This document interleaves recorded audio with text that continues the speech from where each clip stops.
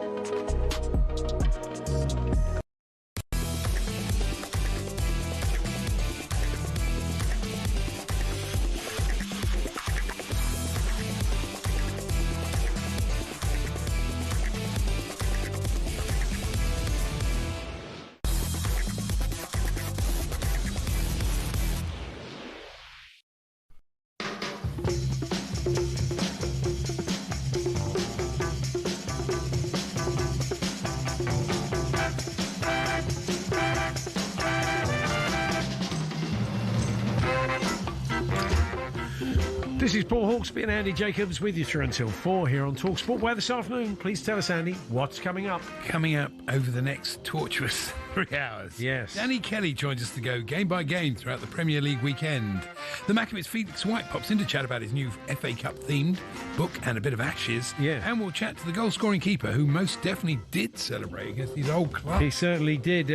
Andy will also delve into his numerical nonsense through the pain. Boxer Paul Smith on the heavyweight shake-up following Wardley Parker, and what we learnt from El Clásico.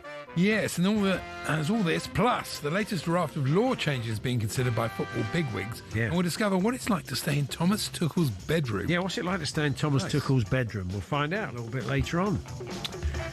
But for now, it's 4 minutes past 1. Good afternoon, everyone. Good afternoon, Andy. We don't find you in the best of spirits, I understand. No, I'm in a very, very bad mood all What? weekend. It wasn't just the football. I mean, it was the whole experience from start to finish. Right. Okay, So, let's talk us through it, Andy. Well, Transport for London, in their infinite wisdom, Yeah. decided to close down the District Line to Fulham Broadway and close the A4. So what it meant was you just basically couldn't get to the ground. Oh, My wow. son arrived half an hour after the kick-off. Oh, dear. You get there, Yeah. and you wish you hadn't, basically. Yeah. And then the whole thing was a disaster. And I get, oh yeah, Well, not if you're a Sunderland this fan, was the it thing. This was the thing that I was driving my wife's a little electric smart car, Oh, no. and I ran down the battery deliberately low so that I could leave it on a Charger. while during the match, and it would charge. and which I often do. Yeah. But I get there and there's no charges. Every single one is being used. I couldn't believe it. So I had to park on a meter. I got a £110 parking ticket. Oh, no. And I nearly broke down on the way home because I had no charger. I had to actually stop, drive around, look for a charger, and sit there for 10 minutes. Wow. Charge it enough to get home. Oh, the humanity. Oh, yeah. And I couldn't listen to the radio on the way home either. I had to listen to Lisa Tarbuck. I couldn't listen to football. I could hardly even watch football. Didn't Lisa Tarbuck go big on Sunderland's late winner? She didn't. That's a shame. Honestly. But let's give Sunderland the credit. They're a fantastic team. They're the only team that can stop Arsenal, and I think they're going to win the Champions League for the next 4 years running. There seems to be quite a happy? huge ladle of sarcasm there, Yeah, Andy. exactly. Well, the only reason Sunderland won that game was down to Chelsea's performance. It was absolutely a disgrace to professional football. Really? It was disgusting. It was a disgusting performance. Wow. They started off, okay, they get the lead. Soon as Sunderland scored from a sort of scrappy long throw, which they should defend against, the whole thing went. They just went, oh, that's not supposed to happen. And they stopped trying. They stopped playing. Sunderland thought, well, there's nothing to beat here. And so, yeah, they ran about a lot. That's what I'd say. They ran it. They Chelsea worked did? hard. No, Chelsea. Oh, didn't do Sunderland. enough Oh, running. right. Okay, fair enough. You know, you just think, oh, and then you've got to sit and watch Match of the Day. It's so... Well, you haven't got to. Well, I have for this job. Yeah. And then I have to, not only that, then you have to listen on the radio how great Sunderland. I couldn't listen to Max and Barry. I love that show, but I knew Barry would be going on and on about Sunderland. I couldn't stand it. I mean, you have to think how great Sunderland are. I mean, do us a favour. I've seen that game so many times where teams just, Wow. put two banks of four behind the ball, play for the set play for the long throw, play for the breakaway, don't have any intention of trying to win the game. Yeah. You know, fine. There's nothing wrong with him doing that. It was down to Chelsea for not being able to break them down. But Maresca, honestly, his substitutions are pathetic. He makes it worse. He's the only bloke that makes it worse all the time. And he's just, if it was me, I'd fire him today and bring in Tony Pulis. Really? Because that's what football is now. Football basically has gone back to the 80s. It's all set plays. Is it Chelsea's performance you lament, or is it as the game gone? The game. I think the game, and the fact that Arsenal are top means they're the best at it. They're the best at this sort of crazy gang hybrid 80s football that we've got now. Right. And that's what we've got. You don't have a long throw even yesterday, specialist. we'll do you, talk about Chelsea? this. No, because this is another reason why I get rid of Maresca. He turns around, he's joking, he said, I don't like long throws. I'm not doing it. Right, okay. Well, you're an idiot then, mate, aren't you? Because everybody else is, and they're scoring goals from it. So if you don't realise football's changed, then you're going to have a problem. Because it has changed. It's been going that way for a while, but it's really changed now. Yeah. I mean, Sunderland went long every time. They never tried to play out from the back. Well, it's great. My team, Tottenham, played lovely two-touch generally. Yeah, but that was a classic game. Everton were miles the better side in the first half, but they couldn't find a goal. And Vicario is wonderful at the moment. Yeah. And Spurs score from two set plays. Yeah. But these are my new rules for football. I've got some new. You got some new rules for football. We're talking about laws or rules? Laws. New Okay. laws for football. Good. Okay, number one, ban the long throw.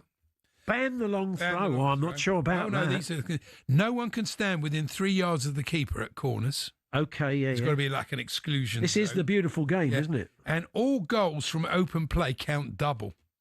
All really? Yeah, because you don't see them now. Every goal's a set play. It's either a free kick, throw, or a corner. This is until Liam Delap gets some lessons from his dad and bombs them into the box. That's what I do. If I, instead of being snobby about it, trying to make a joke out of it, I'd find somebody who's got a bit of strength and I'd get them practicing so that Chelsea do have a long throw. But it's, Our former producer, Tom Hughes, got in touch with me yesterday because he did sense that this was going to smart this defeat. Oh, yeah. And Tom reminded us that it was Sunderland that caused one of the infamous Andy Jacobs rants will be in the blue square within 5 years. Oh, really? It was a 3-0 defeat to Sunderland. Welbeck scored, didn't he? A young pup called Jordan Henderson got on the score sheet in a 3-0 win at the Bridge. Well, there you go. And it was Sunderland then that led you to go into, you went through the next 10 games and you didn't have Chelsea scoring. I think this is the year you won the league. I don't know. I really hope that Sunderland go down, but looking at the two teams on Saturday, it's much more likely to be Chelsea than Sunderland. Are you going down? 17th. You're going to be 17th? I would think so. 17th in a trophy. Because you've got players, Chelsea's players are what I call cheats. They only try against like decent teams. Right. That was so complacent now on Saturday. Wow. It was the most complacent performance. They just thought, oh yeah, and Garnacho, I didn't agree with Troy Deeney when he said Garnacho is not a good signing. But I can see exactly what he means now. He's a bad apple, isn't he? The way he sulked when he was subbed was pathetic. He's just joined this club, mate. Yeah. Get off that pitch quickly and get someone on who can do something. You've done nothing since you've scored the goal, and then you're sulking because you've been taken off. Oh, yeah, that was a great look. Well, there we are. Sunderland fans, you probably weren't expecting a pat on the back, let's be honest, but it was unlikely to come. So what do you think of Andy's law changes? Got to be three yards from the keeper, did you say? 3 yards? 3 feet. 3 feet. Exclusion zone. Exclusion zone. You can't stand on his toes like that. Right, you can't sort of jostle the keeper. No, if you touch the keeper, that's it. It's a free kick. As soon as you make any contact. Any contact with the keeper is a free kick. No Arsenal would be in trouble, wouldn't they? Outlaw long throws? Yeah. I wouldn't be the only one, sadly, at the moment. No long throws. No long throws. What constitutes a long throw? Anything further than 6 yards. It's got to be all to feet. You really do want to see I think what you want to see the return of the beautiful game, but what you really want to see is the return to Chelsea winning everything, isn't it? Yeah. Well, that would be good, but that's not going to happen, is it? No. And what was the other law change? Where were we? The other law change. You did have something else. No long throws. Exclusion zone round goals keepers. from open play count double. So okay, if it's not from a set piece, not from a corner. No, not a breakaway. It's actually got to be a proper bit of football. Football, like in the remember old that days? Thing where people passed to each other. Somebody did something good, and then somebody before the game went. Yeah. Yeah. That. Well, there we are.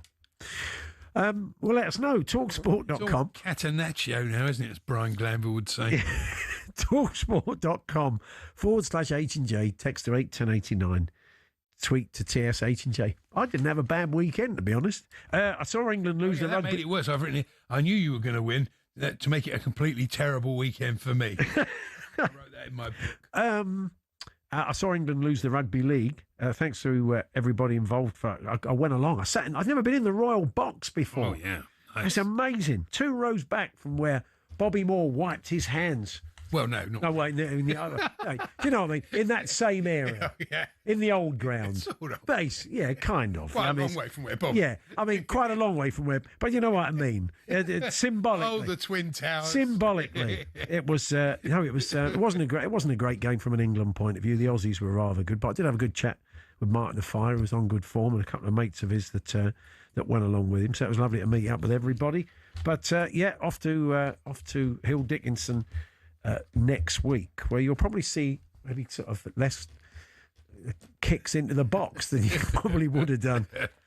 Anyway, Spurs looking in good shape, better shape than us going into that game on Saturday. I wouldn't say I wouldn't be playing the entertainer. I'm Scott Joplin, weighing up whether to come in. It's my wedding anniversary next Monday. Yeah, so I could legitimately take the day off, right, and then I wouldn't have to sit here and discuss Chelsea's abject performance at the Tottenham Stadium. Right. So it's a thought. I'm tempted. Oh, okay, fair enough. Well, I'm sure that Mrs. Jacobs is delighted to hear that celebrating your anniversary is just a get out for you having to talk about a derby match. Very much. Yeah, loads of TalkSport listeners. We'll get some feedback. Danny Kelly joins us next. We're going to reflect game by game on the Premier League weekend. Any Sunderland fans who are getting annoyed are mad because basically you won. What do you care? Yeah. You don't care what I say. You won. You should be happy, and that's it. Is this Andy Jacobs or Arne Slot, says one of the listeners. Yeah, there is. Arne's getting stuck. He's like me, yeah. He is. He doesn't want to see this terrible long ball football anymore. He doesn't like it. He doesn't want to play that game anymore. Simon in Reading, I'm with Andy having the hump. Over 3 hours in the car to get from Reading to just past Earls Court Station due to that 200 metres of the A4 westbound being closed. Yeah, this is, anyway, we'll move on. You call themselves lack of transport for London. That'd be a much more accurate title. Oh, yeah, that's giving them a send-off. I walk past that office every day. I'm so tempted to go in there and shout things like that. See what sort of reaction. You'd probably get tasered and arrested. Yeah, probably. Danny Kelly joins us next then to reflect on the Premier League weekend. To get in touch on anything this afternoon, whether you agree with Andy or not on his on his law, they might like your law changes. They won't. Talksport.com, text 81089, tweet TSH and J 03717 223344. We're here with Tool Station. Pick up your wet weather essentials today. Next stop, Tool Station.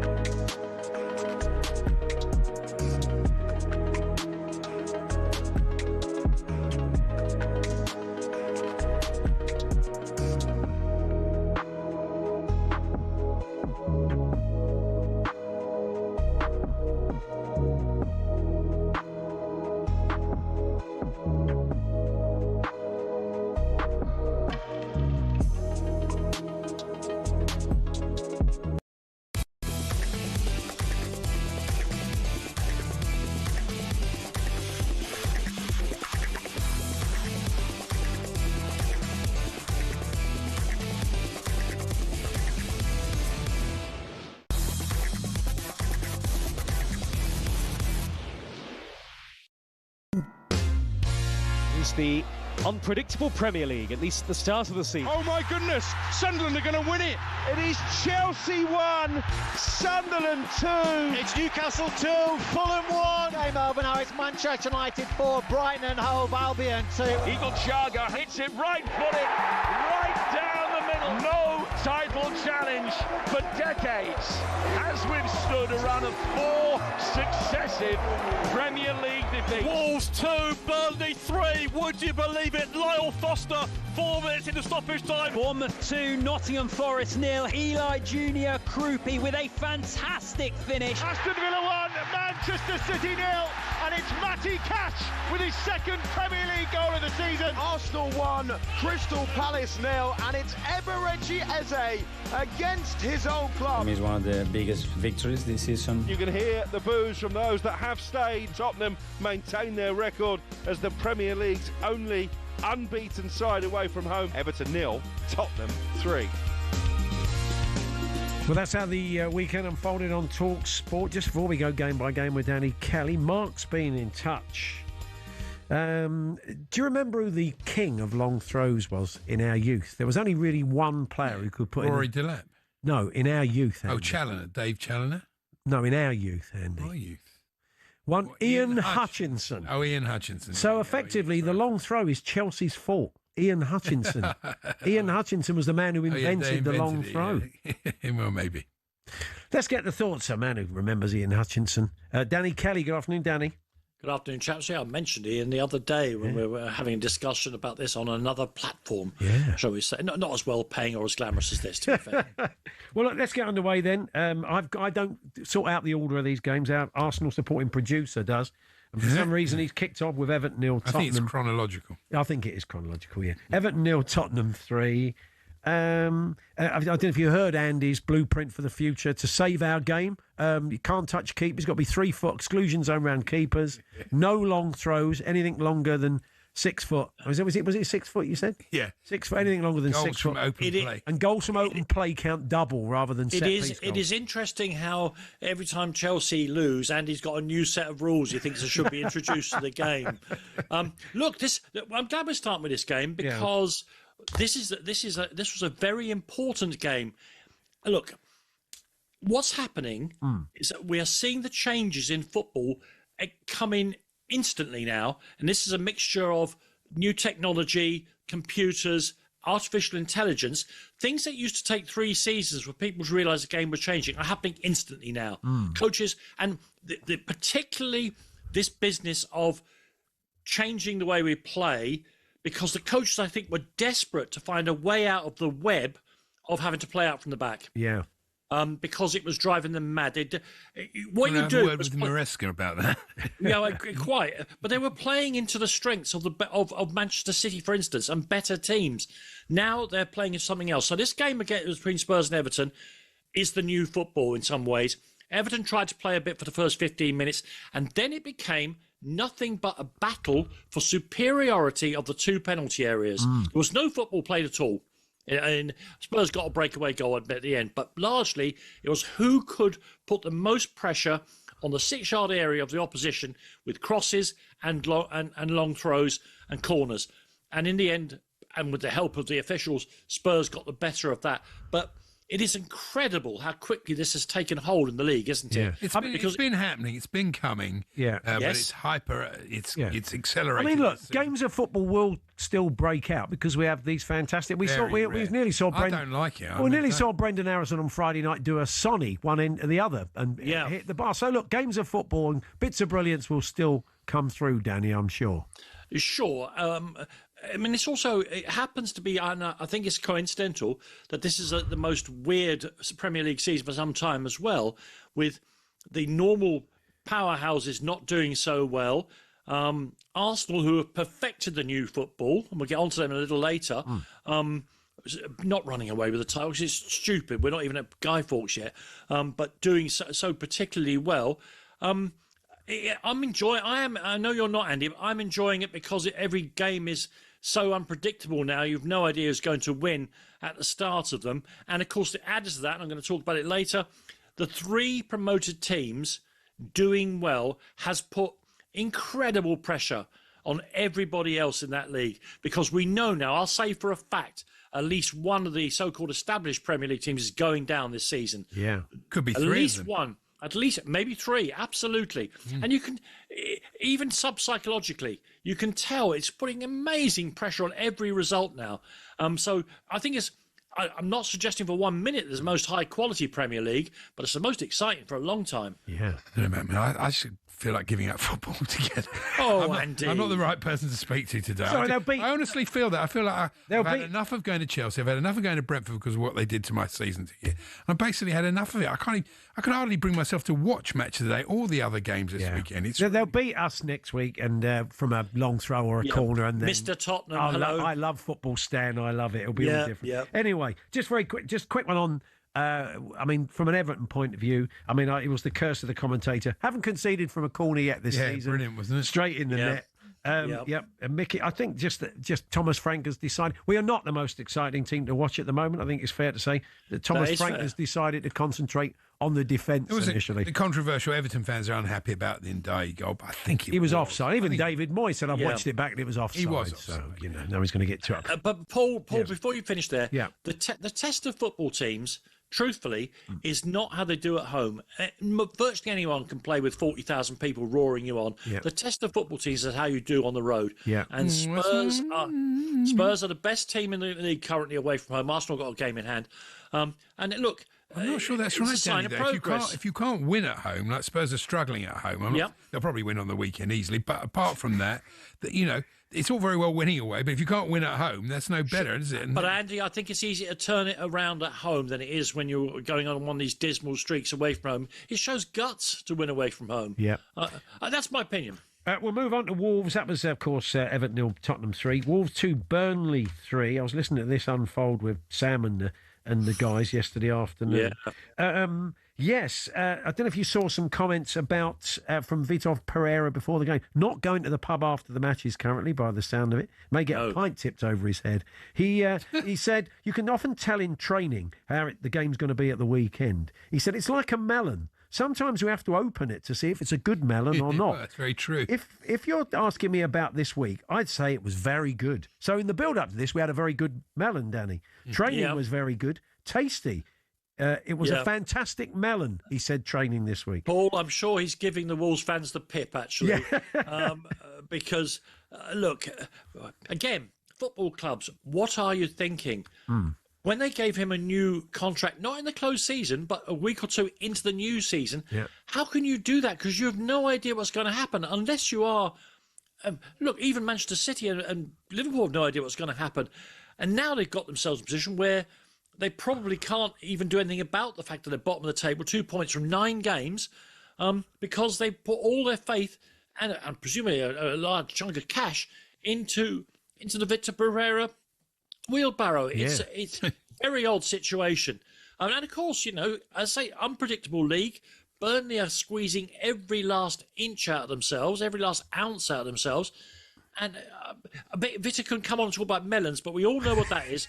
That is pure smokescreen for the fact that 2 points from 9 games in most seasons will see you relegated by the end of it. And Scott Parker is doing what you should do if you're a team like Burnley, winning your mini league, tending to beat all those teams around them. Not writing off the big boys, and they've been unlucky in a few games, or they've got done by late goals. But you've got to just win those mini league games, and there's a pretty good chance you'll stay up. And you're right to mention the late goal as well, because these I've written in my notes that these are not late goals anymore. The games are lasting, if you take the added on time in the first half, they were lasting well over 100 minutes now, every game in the Premier League. And it's changing the way substitutes are being used, and it's changing the way teams are conceding and all the rest. There's so many of we, the fans and the coaches and the teams, have got to get used to the fact that the 90-minute game is now a 100-minute game, and so even subconsciously, again, switching off because we're at the end of the game is proving to be an absolute disaster. But, Scott Parker's team were, he got a load out of them last year defensively. And you're right, Paul. It hadn't occurred to me, actually. You're absolutely right. What they're doing is winning the games they have to win. And as I say, that is putting, even at this early stage, incredible pressure on teams that have been very happily floating around the Premier League for 3, 4 and 5 years. Not this year, sons. It will not be that easy. I wonder if it's going to go down with West Ham and Wolves. Interesting, though, isn't it? Wow, blimey, okay. So we hadn't finished the melon motif. Anyway, where I left you, he said training this week was a fantastic melon. He hadn't finished. Then he said, so give it to me. I want to see this melon on the pitch. Of course, You could have a melon like last week at Sunderland. It's not a melon, mate. It's a football melon. What about Mickey Mellon? Let's get Mickey Mellon on. Maybe he could be manager of Wolves next week, the way it's going. You crack it open. One half was very good. The other half, not. I think he's twisting your melon, Wolves fans, almost certainly. Anyway, but also melon is an anagram for lemon, which is what they're getting served up, isn't it? That is very true. Villa City next. We'll be chatting. Danny Kelly's with us. We're going game by game through the Premier League weekend. That's after the news headlines.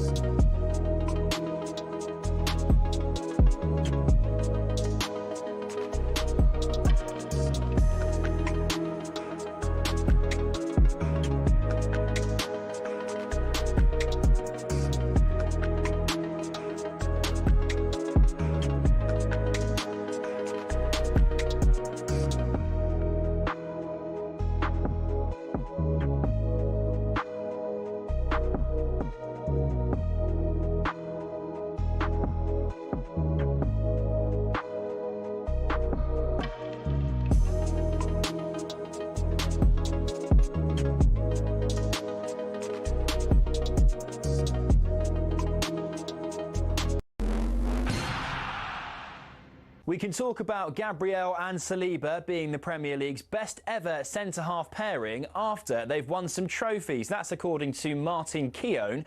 The Arsenal Invincible has actually been praising their threat at the other end of the pitch. Saliba sits on the keeper, and that's important because this sort of contact with the keeper takes him out of the equation. That's really important as well.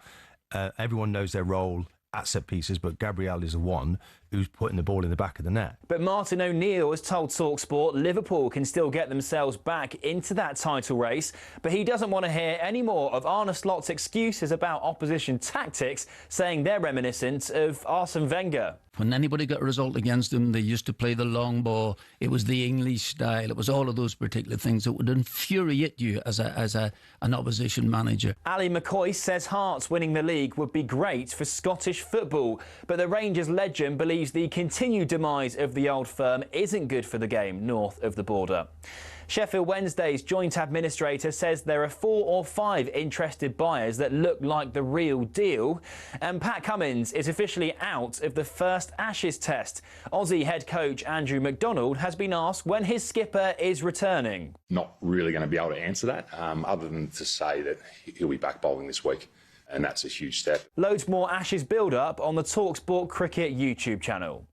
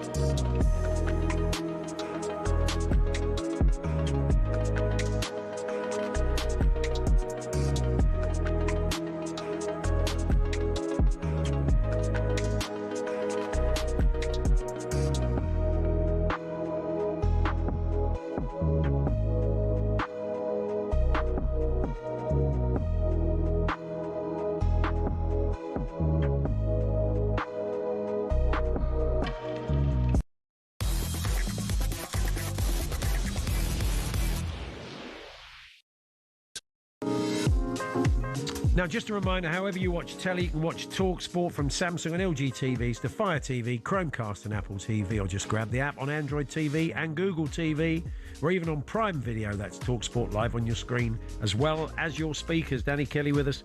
We're a game behind already after we're doing our State of the Nation at the top. Let's catch up then. Aston Villa 1, Manchester City 0. So Guillaume Balaguer with us to chat about his new book on Villa and Unai Emery the other week. Said, everybody calm down, they'll be fine. Well, it's only been a few weeks, and they do seem to have turned it around, Danny.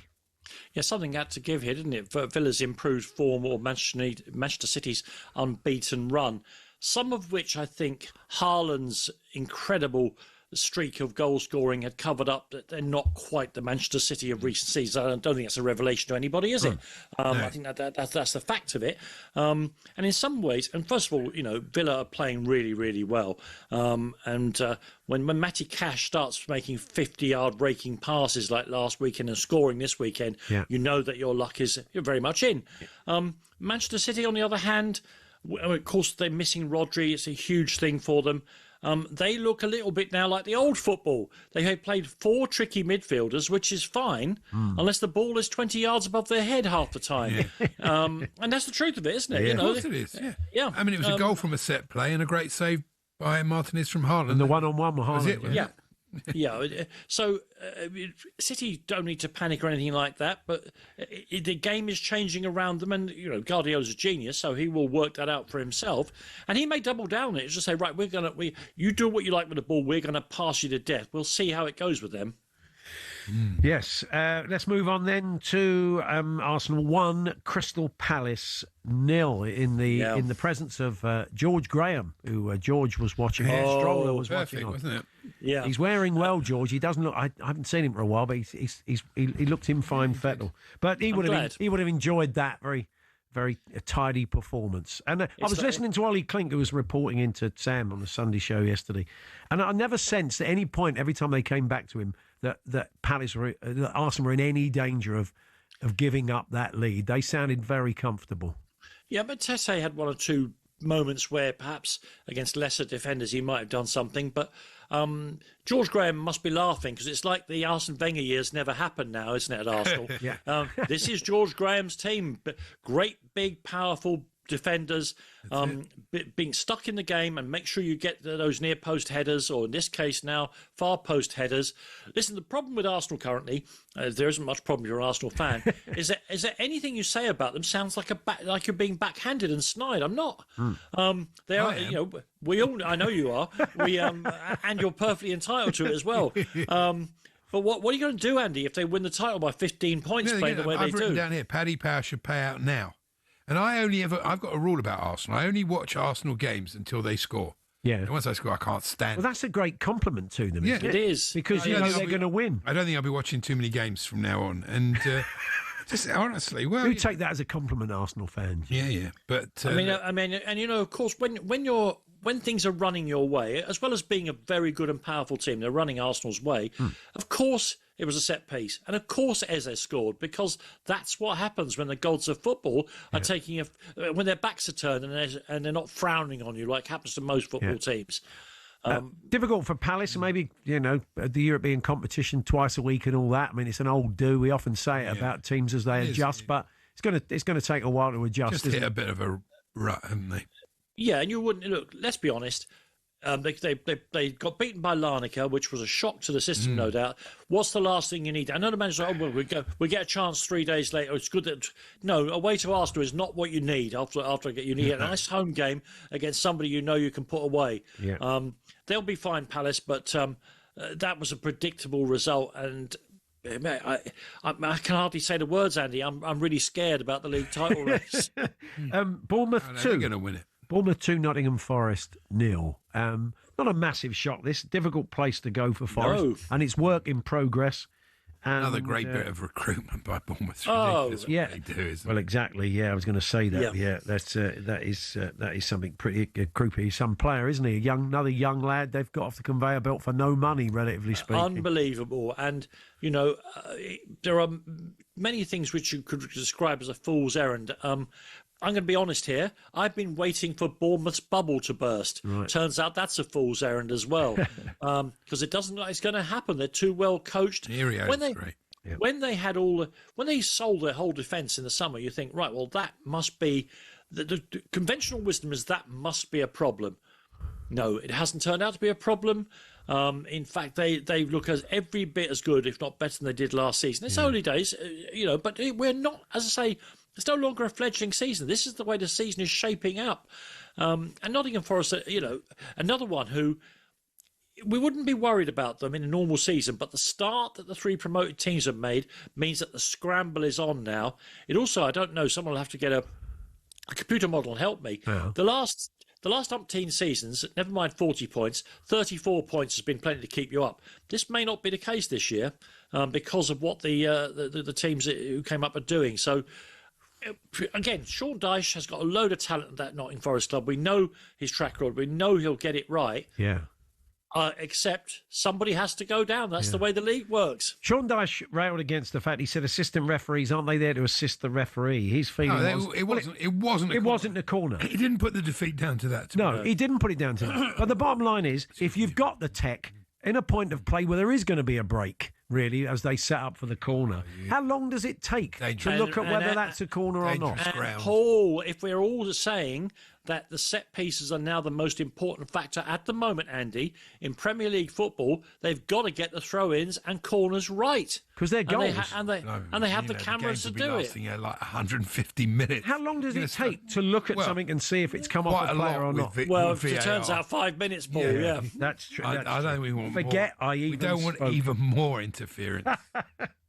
Well, you didn't go the other night, Andy. I picked the wrong game, didn't I? Brentford 3, Liverpool 2. I won't go to football on Saturday night on principle. The 8 o'clock game is, it's just Saturday night for Strictly in the Wheel or going out for dinner, but it's not for watching football. Saturday night for Strictly and the Wheel. Fantastic. Well, it's tremendous. A night of LE, isn't it? I didn't know, Andy. I thought, okay, you've really gone off of football. I have. He's gone off of football so much. Saturday night is all about Strictly and the Wheel, not Match of the Day.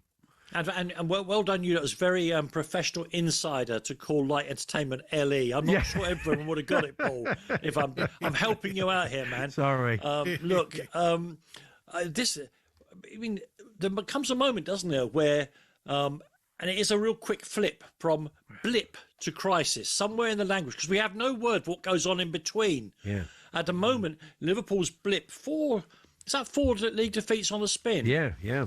Did somebody say over the weekend in reference to Fulham that they couldn't have said that no team has lost 4 on the spin has ever stayed up in the Premier League? That can't be right. That can't be right. No, that was a word for Villa at the start of the season. I mean, there you go. For Coyote, though, the Brentford fullback with his special long throw. Yeah, also a terrific player. Also, very good. Also, while we're talking about Brentford with long throws and corners, what about the goal by Charter? What a fantastic goal! Wonderful ball from Damsgaard. Fantastic run. That was one of the goals of the weekend. While you're guarding against the howitzer long throws, Damsgaard's a secretly very good player. Very good. Who can find you out? Yeah. The feeling is, Danny, that it's all been a bit too much chop and change. The great advantage Slot had last season was that he kind of basically walked into a settled team and was able just to tweak it barely. This time there's been a lot of upheaval. The penalty on Van Dijk was pathetic. How is that a penalty? Yeah. That's not what penalties were brought in for. No, it's not. It was just rubbish. He just absolutely. They should have waved it away. It wasn't a penalty. It really was. The question is, Paul. I have a pretty good theory about. I think it's a good theory. When you're bad teams, you can't have too much change. Good teams, a little change is plenty. And Liverpool have, for various reasons. Alexander-Arnold wanted to run his contract down and go to Real Madrid. Things happened that was perhaps slightly out of their control, but they made the decision to change the forward line almost completely. And I think the integration of Isak and Ekitike was predicated on the fact that Mohamed Salah would continue to score goals at the rate that he's done for the past decade. Now, that hasn't happened, and it's exacerbated the adaptation they're trying to make in their team. Well, we'll move on to Manchester United versus Brighton. That's coming up next. 4 more games to squeeze in. Shoots there, I think. Yeah. Some good signs for Manchester United fans. We'll get the thoughts of Danny Kelly in a moment as we continue our trawl game by game through the Premier League weekend with Toolstation. Gear up for those darker nights with electrical and lighting offers. Next stop, Toolstation.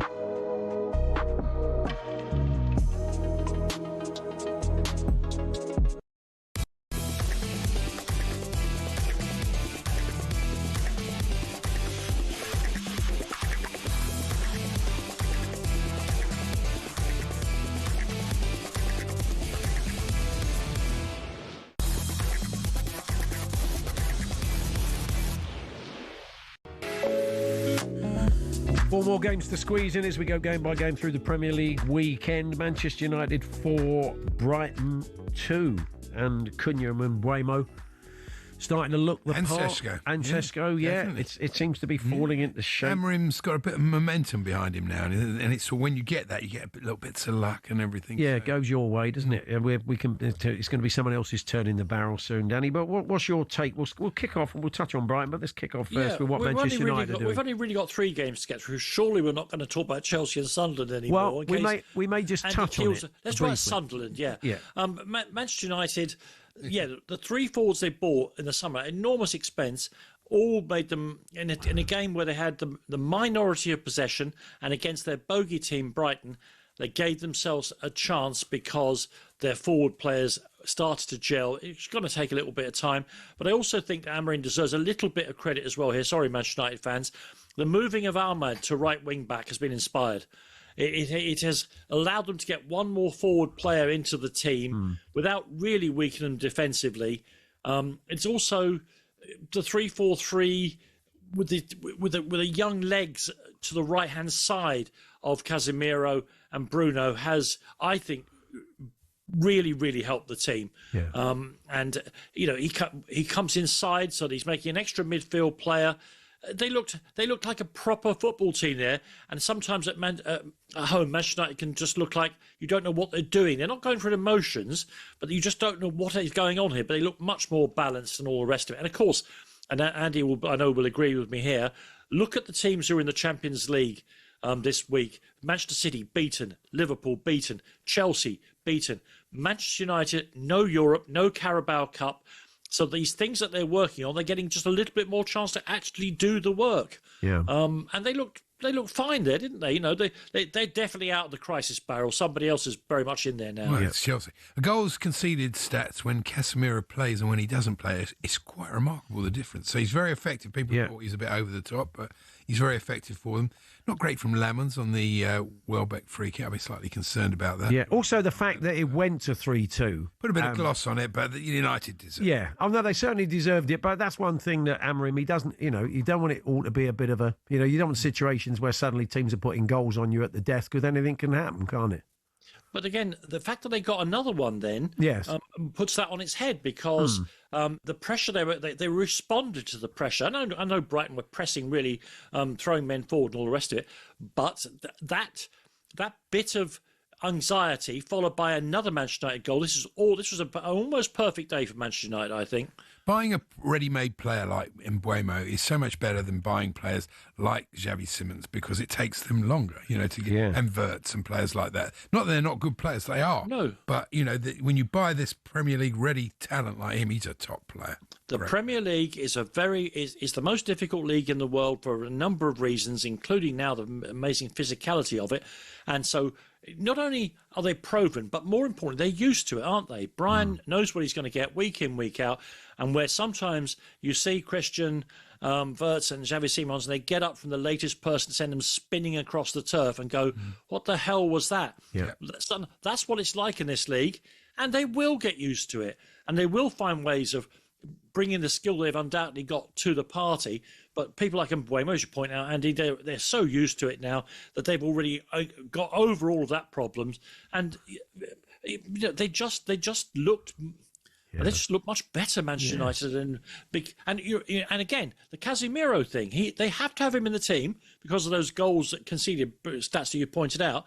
The problem was that he was making the team look a little bit stodgy going forward. The moving of Ahmad, an attacking player, into a semi-defensive position, has counterbalanced that.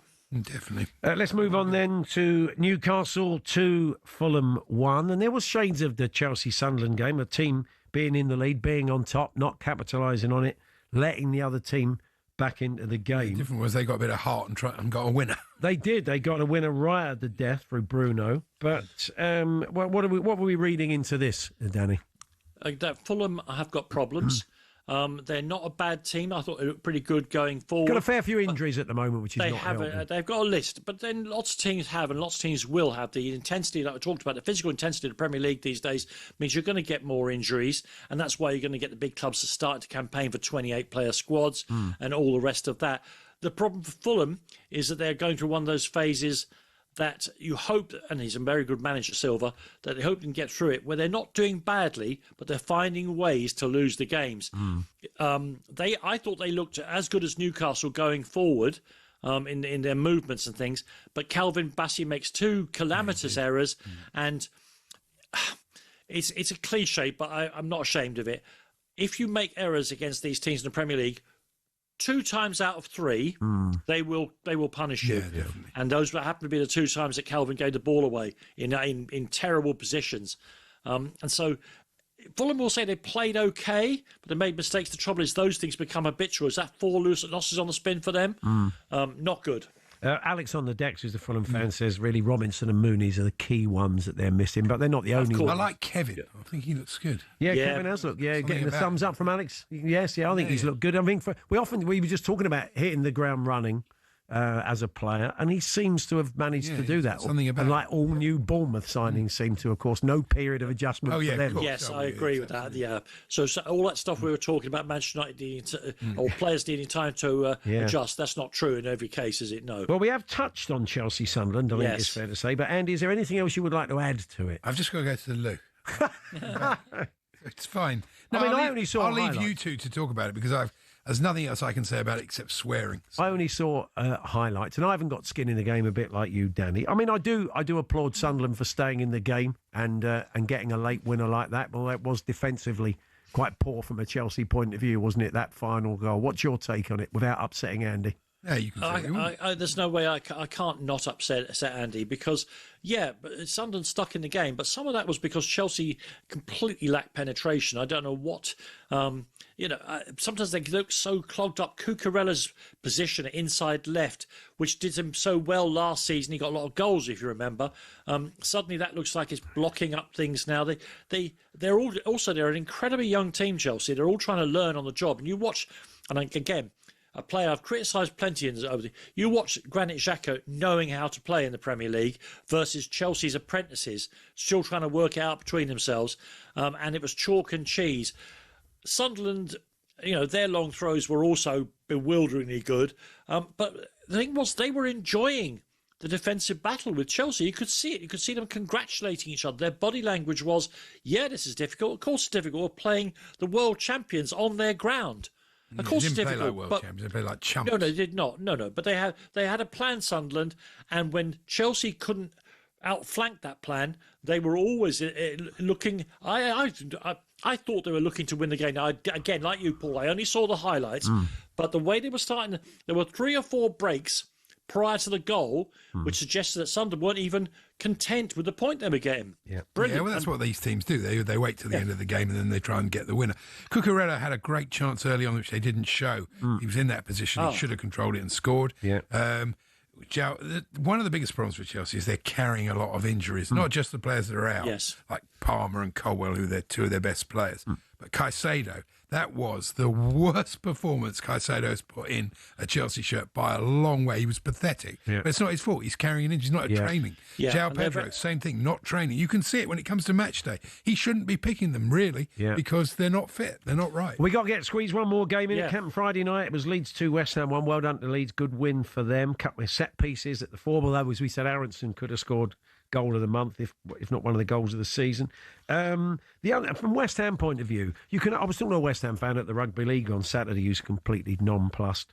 But you can only think Nuno, who's an organised coach who goes in and knows generally how to set up a team and get them going quite quickly, has looked at this setup and he's playing inverted fullbacks, bringing kids in, playing players who haven't played for 2 years. It's nuts. He's obviously looked at it and thinks, what am I supposed to do with this? He's looking for a formula and he can't find it. It looks like it's confused. His conclusions look confused to me, Paul.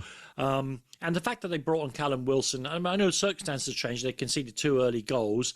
But the fact they didn't start yet again with a proper, as anybody who can be described as a striker, because Lucas Paquetá is a pretty talented footballer, but a striker I'm not sure he is. No. Nuno has doubled down. West Ham were terrible defensively because some of their defenders are not very good and their midfielders are not very mobile. And he's just added more average defenders and more immobile midfielders. That is not going to work. And the Premier League is too I keep on about the physicality, but that's also to do with running and stuff. Yeah. And without Bowen, who was their only threat for the entire afternoon, really, that I would say they were a certainty to struggle and maybe go down. Jared Bowen, if they get Fulkrug fit, or if they decide to play Callum Wilson, they may conspire to get enough goals in their home games to give them a chance. But at the moment, you're right, Paul, whether it's he's trying things and he'll hit on the formula, or whether it's just so confusing, the squad that West Ham that he's inherited. Either way, they're not far from being a real problem now, West Ham, are they? Danny, thank you. I understand you're entertaining the Brassel family still. I am. As soon as I come off here, we're going for a drive up the mountain. Yeah. Oh, beautiful. Yeah, because it was they were both in the same room on Trans Europe Express last night. Legendary broadcasting. Yeah. And next time we're going to get Vickery over as well from Brazil. Oh, what a trip that'll be. All the best, Danny. Thank you. Thanks, Cheers, Danny. men. Loved it. Thank you. Bye. Danny Kelly reflecting on the Premier League weekend, and that's live. Well, it's always live, but the two of them in the same room in Kelly Castle yesterday is available as a podcast if you missed it. Yeah, Andy Brassel, European football expert, alongside Danny, taking you on a little trip of a deep dive into the world of continental football. They look back on El Clásico and all the other big stories of the weekend. And you can listen now on the talkSPORT app or via your favourite podcast platform, because every week Trans Europe Express is available as a podcast. Still to come, we will talk Clásico with Terry Gibson, talk boxing with Paul Smith after Wardley Parker at the weekend, and law changes afoot. Not Andy's ones, although they're very good ones. Other law changes afoot. We'll find out what they are in the next hour.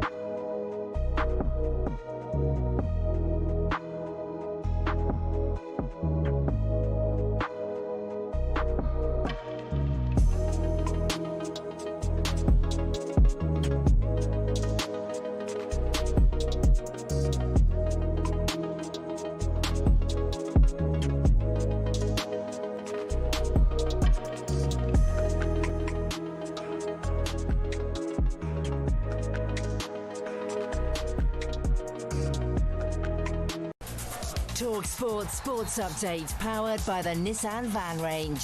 Supporting van owners to get the job done. Search Nissan Vans or head to your local Nissan Van Centre. We'll discover what it's like to sleep in Thomas Tuchel's bed a little bit later on in the show, but first Max Scott has the sports headlines.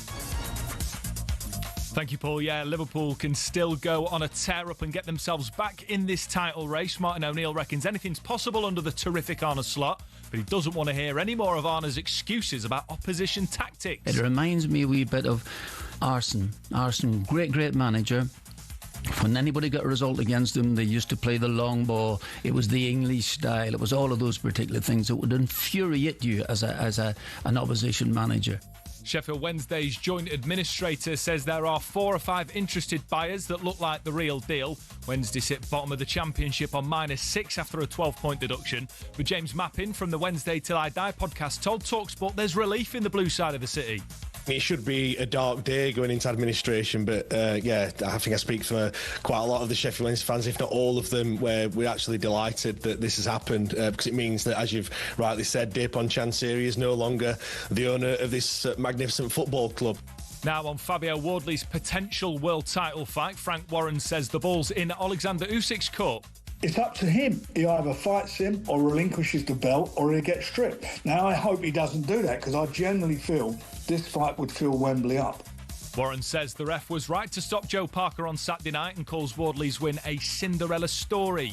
And ahead of the Ashes, Australia head coach Andrew McDonald can't say when Pat Cummins will be fit to play. The captain will definitely miss the first test. Steve Smith will take the reins. More Ashes build-up on talkSPORT's cricket YouTube channel. talkSPORT News.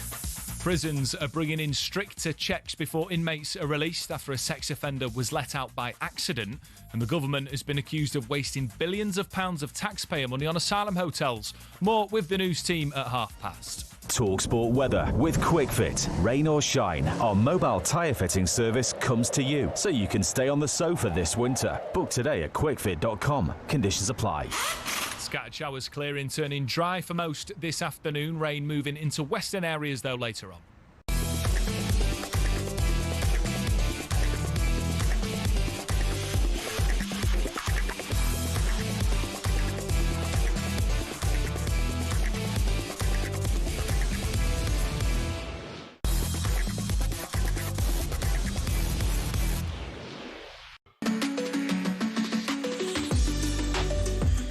Good afternoon, Paul Hawksbee and Andy Jacobs here on talkSPORT. We're going to look back on El Clásico a little bit later on.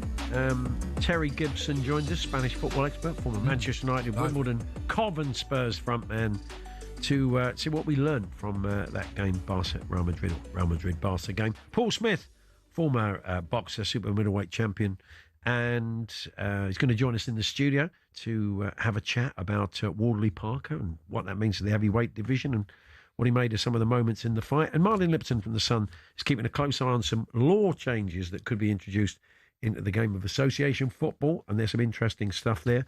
Andy's already put through a couple of suggestions today. Ridiculous. They were a 3-foot exclusion? 3-foot exclusion zone. Around goalkeepers, no long from around set pieces. And goals from open play count double. Goals from open play. You know, look, mad on the face of it. It is mad. The time wasting is the biggest thing that drives people. Yeah. This thing of taking so long. Arsenal started this a couple of seasons from throw-ins, from corners.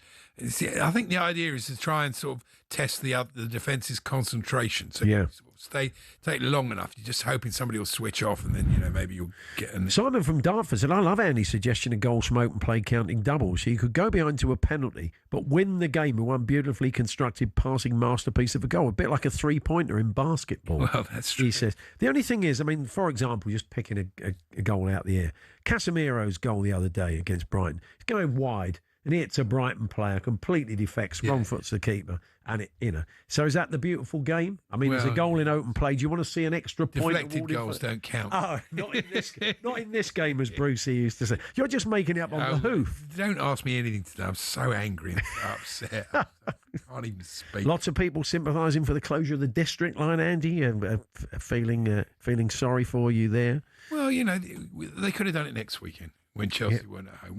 Why did they do it this weekend? Yeah. I'll tell you what I did. I reckon it's a Spurs fan or something. Not wishing to rail against TFL. Going to the Rugby League the other day, get to King's Cross to get on a Metropolitan line train to the game.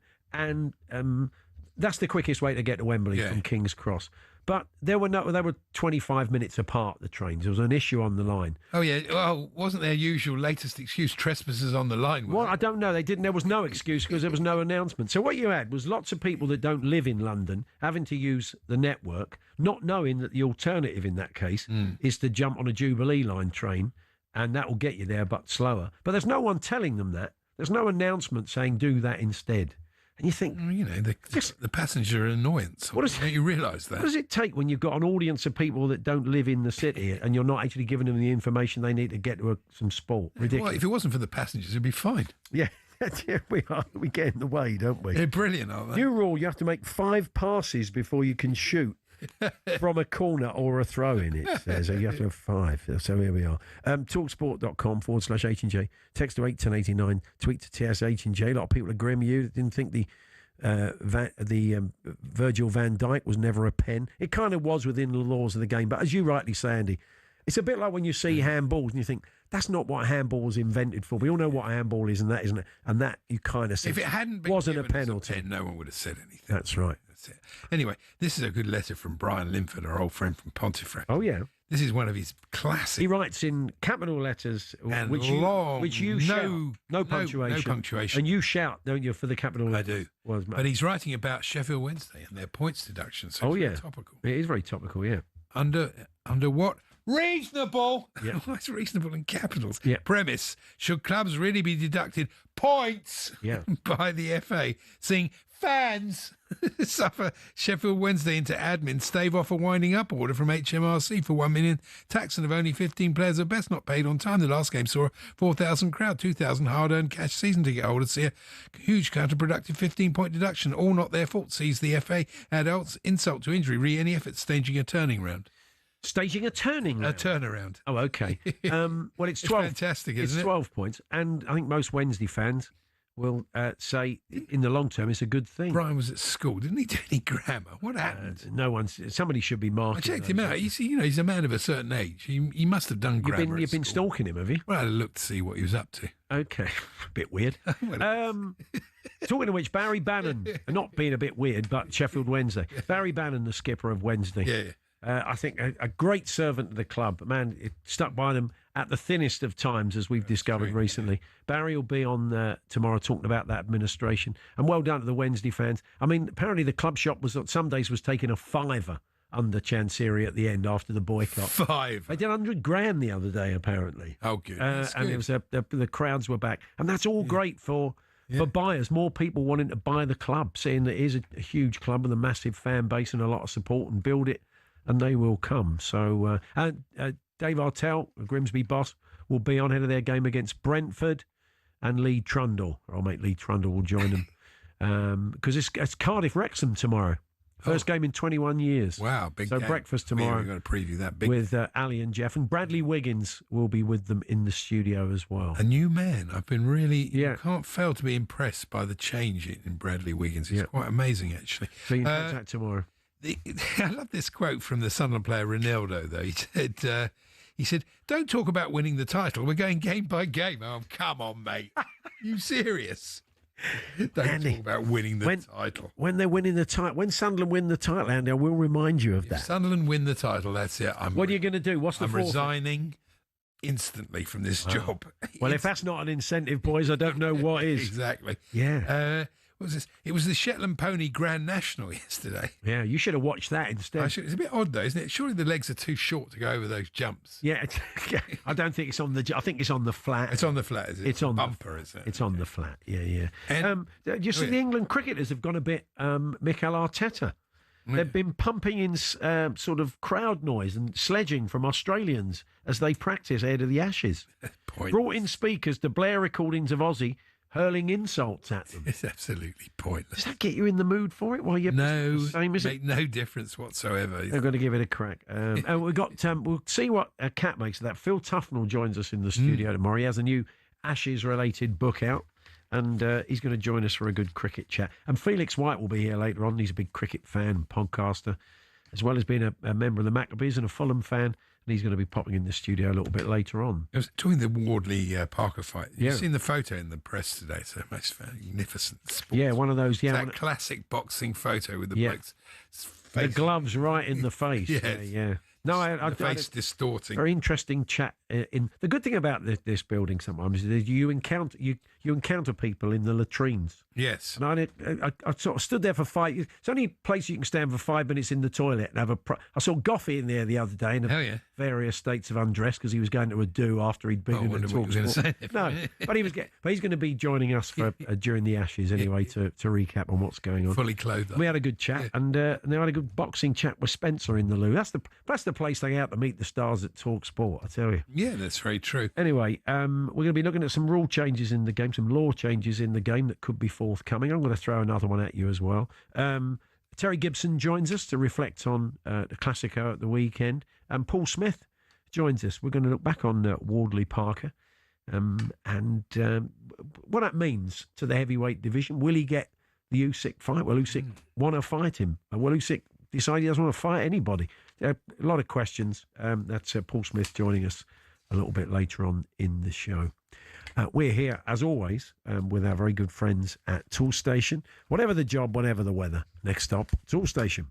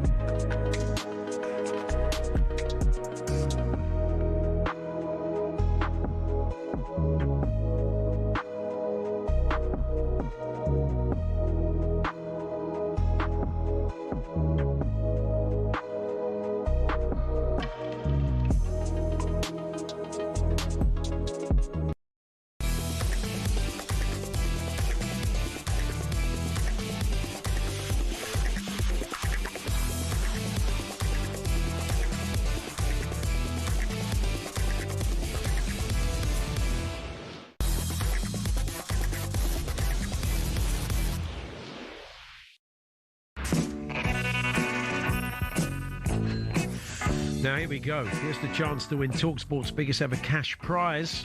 You can play to win up to £100,000 completely tax-free. That's right, £100,000. Plus, you get to visit TalkSport Towers on Thursday, the 13th of November, to play for that incredible cash prize. And here's how to enter. And good luck. 18 plus UK excluding Northern Ireland. For a chance to win, text the word cash to 83338 and you're in the draw. Text costs £2 plus one standard network rate message. You must have the bill payer's permission, or you can enter for free by calling 0330 880 3338. All entries must be received by the 6th of November at 4 p.m. This is a TalkSport limited promotion run on TalkSport, Talk and Virgin Radio UK stations. Full terms and conditions at talksport.com. So we might get the listeners going on in the next hour and a bit, Andy. You've every year, Andy, you kindly send for a couple of club-related poppies for us to the Legion. You're there. So here we are. I've got my little Tottenham badge on. We get a fresh one every year. Yeah, I'm wearing a Sunderland one today. Andy, still wearing his colours, which leads me on to the fact that there are times in life when maybe you shouldn't let on, whether it's via even a poppy, who you support. And it's just, I mean, later on after the show today, I'm going off to give blood. So if I'm wearing this, which I will be. It's a good point, actually. And someone says, and I sit down and whoever it is, the nurse, is a gooner. Oh, I thought I'd got the vein. Let's try again. No, still haven't quite got it. Could make it a really quite painful experience. So if you want to share with the class a few tales of really it wasn't a great idea to let on who you supported, to your cost. Talksport.com, text 81089, tweet to TSH and J, 03717223344 to get in touch. I seriously would love to know who the person at TfL whose decision it was still on with it to shut down the district line on Saturday when Chelsea were at home. Yes. Is he a football fan and does he support another team? Is he sort of like a Tottenham fan or an Arsenal fan or something? Really? Well, you just wondered. How are you hoping to find that out? Well, Is it I'd like to know. one man or woman's Freedom of job? Information Act. Yeah, you take it to the highest court in the land. Yeah, that's what I think. Let's move on to football, Matt, the show. Yeah, Let us okay. know your stories. Talksport.com, text 81089, tweet TSH and J, 03717223344. Yeah, the cost of letting it be known who you support. Clásico this weekend, we saw a win for Real Madrid. Here to reflect on that, Spanish football expert and commentator, and as we said, former Spurs, Cov, Wimbledon and Manchester United frontman Terry Gibson. Hiya, Terry. Good afternoon, Paul. Andy, that sounds like my dilemma when I'm commentating, as I was yesterday, co-commentating on the Clásico, people accusing me of supporting Real Madrid or supporting Barcelona. Yeah. And my answer is I support Spurs. Yeah, well, That's yeah. it. So you don't really. Have you got a soft spot for a Spanish team, having lived and worked out there, Terry? If anything, I would say it was the teams near where I used to live. So I was living in south of Spain, so I used to go regular to watch Seville, Betis, and Malaga. Right. So they would be the teams I have a soft spot for. They looked after me well when I was living and scouting out there and treated me well. I have no preference when it comes to the big two. The big two. What did you make of it as a spectacle, Terry? It was quite incident-packed, but what did you make of it? Well, we have to talk it up. I do work for La Liga, so we have to give it the big one before the game, and it never lets us down. And I mean, this one is the subplot was before the game was Lamine Yamal being accused of saying derogatory comments about Real Madrid, and then that lent itself to the atmosphere that we saw in the stadium from the first minute when he walked out to warm up before the game. The boos, the whistles, and Real Madrid used that as motivation. He was let down this week by Gerard Piqué, in my opinion. Yeah. Gerard Piqué invited him to an event that he hosts called the Kings League, where it's like, I think we've got something similar in this country where YouTubers and social media people mixing with footballers. And Piqué invited him to that, and he shouldn't have gone the week before. And he was in a relaxed atmosphere and made some jokey comments about Real Madrid. He's 18 years of age. He's going to learn. He's going to have to learn. But I think he needs looking after. And Gerard Piqué, as an ex-Barcelona player, should know that. Yeah, but I good think point, it served its purpose to promote Gerard Piqué's event. Vinicius was really giving it to him as he left the pitch, which is And Danny Carvajal. Yes, that's right. They were kind of saying he talks too much, and it all got a bit heated. I think that is a good point too. I mean, he's surrounded by people. I would imagine there must be people coming out of his ears. So I'm quite surprised that somebody didn't attempt to shut that down. But I suppose because it was Gerard Piqué, that would have made it very difficult, wouldn't it? Yeah, and someone should advise him not to go anywhere near doing anything like that the week of the Clásico. Because as an 18-year-old, as an ex-player myself, got caught out a couple of times before you learn your lesson. Mine wasn't before a Clásico.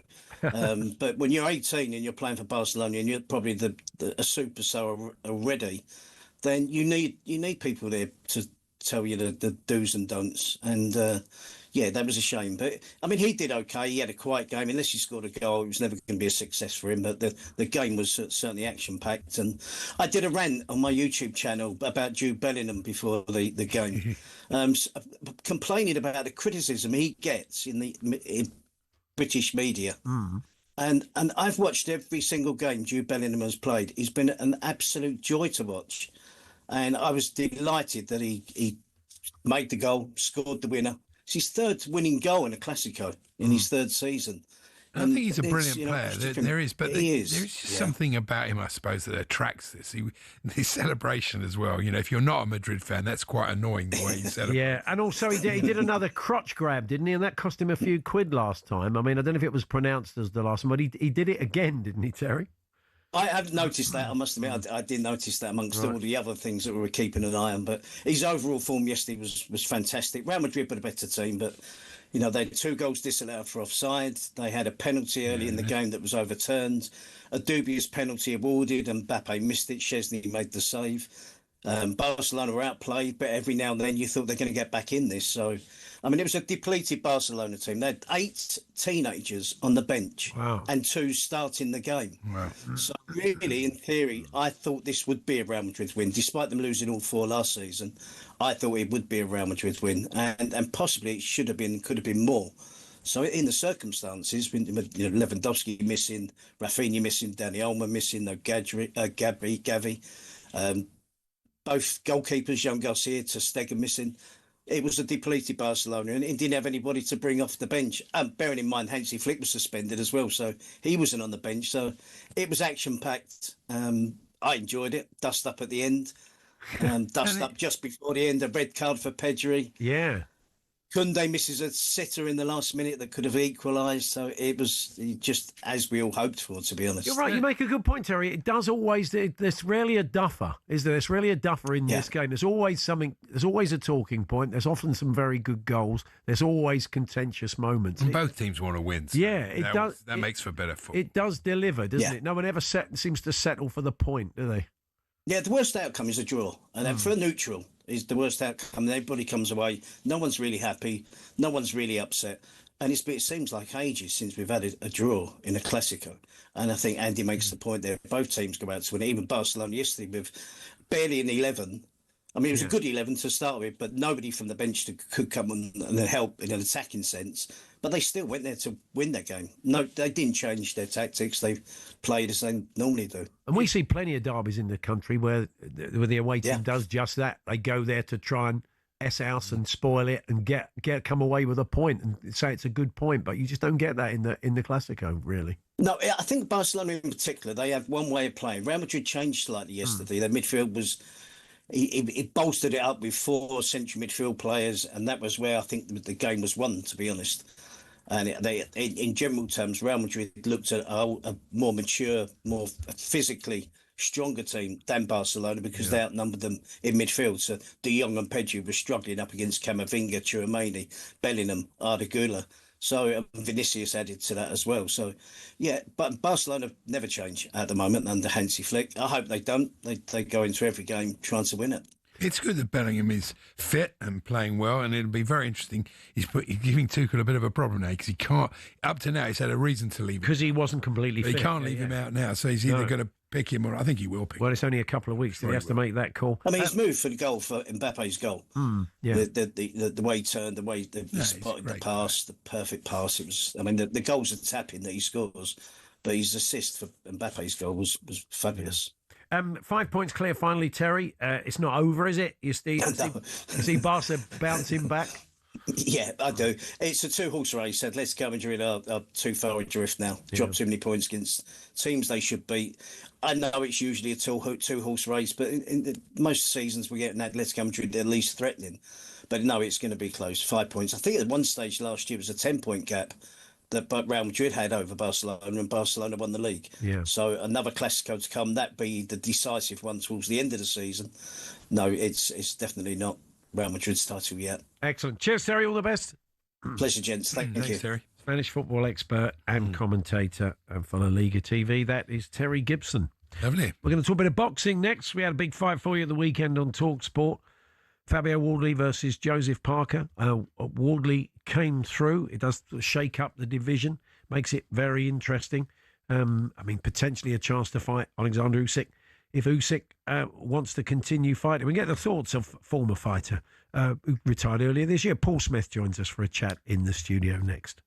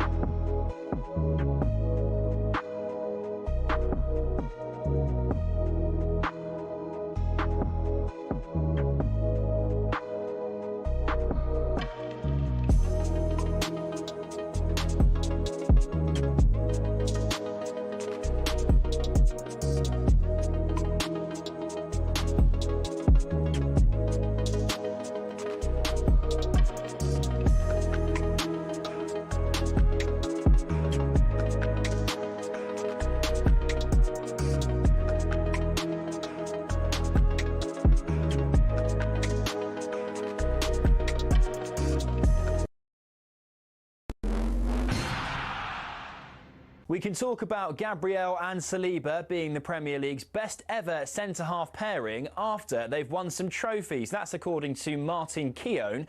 The Arsenal Invincible has actually been praising their threat at the other end of the pitch. Saliba sits on the keeper, and that's important because this sort of contact with the keeper takes him out of the equation. That's really important as well. Everyone knows their role at set pieces, but Gabriel is the one who's putting the ball in the back of the net. But Martin O'Neill has told talkSPORT Liverpool can still get themselves back into that title race, but he doesn't want to hear any more of Arne Slot's excuses about opposition tactics, saying they're reminiscent of Arsene Wenger. When anybody got a result against them, they used to play the long ball. It was the English style. It was all of those particular things that would infuriate you as an opposition manager. Ali McCoy says Hearts winning the league would be great for Scottish football, but the Rangers legend believes the continued demise of the old firm isn't good for the game north of the border. Sheffield Wednesday's joint administrator says there are 4 or 5 interested buyers that look like the real deal. And Pat Cummins is officially out of the first Ashes test. Aussie head coach Andrew McDonald has been asked when his skipper is returning. Not really going to be able to answer that, other than to say that he'll be back bowling this week, and that's a huge step. Loads more Ashes build-up on the talkSPORT Cricket YouTube channel.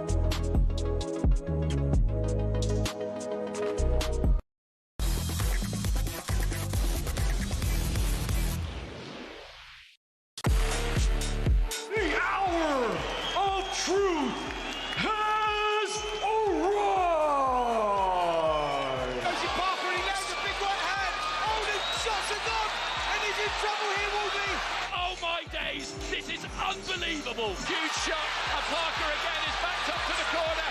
He's in survival mode here. Joseph Parker. Wardley looking for the uppercut. And the referee has stepped in and stopped the fight. Still undefeated and new WBO interim heavyweight champion of the world, Fabio Wardley. Yes, that's how it unfolded on talkSPORT the weekend. Bit of an upset. Joseph Parker beaten by Fabio Wardley, stopped in the 11th. It's a classic round. Boxing title, that, isn't it? The interim WBC. Yes. What does that mean? Well, it's a big prize at the end of it, potentially. Something we're going to discuss now with former fighter, recently retired. One of the Fighting Smith brothers, Paul Smith, has joined us. Hi, Paul. Nice to see you. You okay? Well, not so bad. Before we talk about the fight, it's interesting. You're kind of holding your arm a bit. You've been in a sling. You've just had an op on your arm. And you're saying to us it's arthritis. Now, it's the sort of thing people don't think of fighters, that they get that kind of issue. Yeah. But you said it's just kind of constant wear and tear over the years. Yeah, probably not so much at my age. I'm only 43. I know I look a little bit older, but I've actually... I was getting pains all the time, so I went to the hospital and they x-rayed me and said I've got arthritis. So I need a full replacement eventually. But I had surgery last week. And I had the sling on before to do the show downstairs, and walking up the stairs, I've just reached out and the sling snapped. Yeah. So I'll have to get a new sling recovery because I need to sleep in that to keep it. It's brilliant, isn't it? When you're injured, I hurt my shoulder, and then you fall over again and you hurt the same shoulder. Yeah. I mean, in the world of football, there is the sort of PFA, and there's a bit of help for players when they pick up sort of sports-related injuries. What sort of help do boxers get? The irony of it is, I've founded the Boxing Union, the Global Fighters Yes, you talked about that, which is the union. And it's not fully fledged as a union just yet. It's a union. That's the stage we're at the moment. And that's one of the things you'd like to do get. We have to have private healthcare. We have to have private insurance. We have to have life insurance. All them fighters that are getting in the ring, there's no life insurance policy in place. Yeah. And we need to make sure that then things are in place for boxers and they get a fair crack of the whip. Yeah. That will be coming eventually. But I think for people like myself, who are long gone, a bit old in the tooth, we just have to look after ourselves and fend for ourselves, and that shouldn't be the case in future. Well, look, we wish you well getting that away. So let's talk about the fight and what we learned from the fight. I mean, Wardley does like to sort of confound the critics, doesn't he? Everybody thinks he's going to come up short, and he keeps, doing it. Yeah, write him off at your pedal. Yeah, I didn't expect him to win. I didn't sit on the fence before the fight. I commentated on it for talkSPORT, and I said before the fight, I think Joseph Parker will stop him late. He will have a little bit too much for him. It'll be a game effort, obviously, from Fabio Wardley. But I said I wouldn't be surprised if Wardley would knock him out, but I don't see it happening. Yeah. I mean, he has got that puncher's chance always, hasn't he? Yeah, so he's got that power, but that power doesn't always translate through the levels, if you know what I mean. And Joseph Parker is top tier. Yeah. He was the number 2 in the world behind Usyk ranked, where now Fabio Wardley is, which is phenomenal considering where he came from, a white-collar background, to come to this position he's in, where his next fight will be for all 4 of them belts and the undisputed title, the Ring Magazine belt against Alexander Usyk. And he'll change his family's life for good with the finances that he'll receive. And he's done unbelievable for boxing. He's a lovely lad as well. He's a very likeable lad. He's an honest lad, and he wears his heart on his sleeve and shows when he fights. But I tell you what, he was unbelievable Saturday night. Yeah. Was the ref right to stop it? It did look a bit controversial at the end. I mean, people were saying Parker deserved, you'd be better placed to judge it. So I was there on the night, and watching it on the night, I thought he was very tired, Joseph Parker, and I had no real complaints on the night. After watching it back on the replay, I think it's a little bit premature, but I would always prefer a fight being stopped too soon than too late, and I think that's how we have to look at it. It was premature.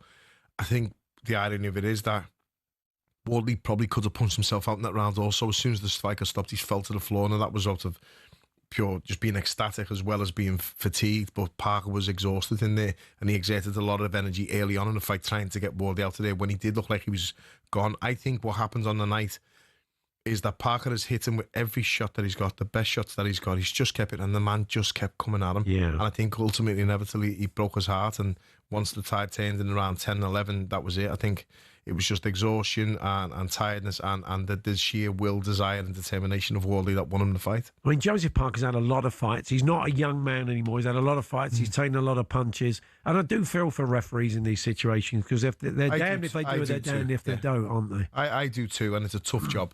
It's a tough job judging fights when you haven't got the commentary to guide you, and when you haven't got anything going on.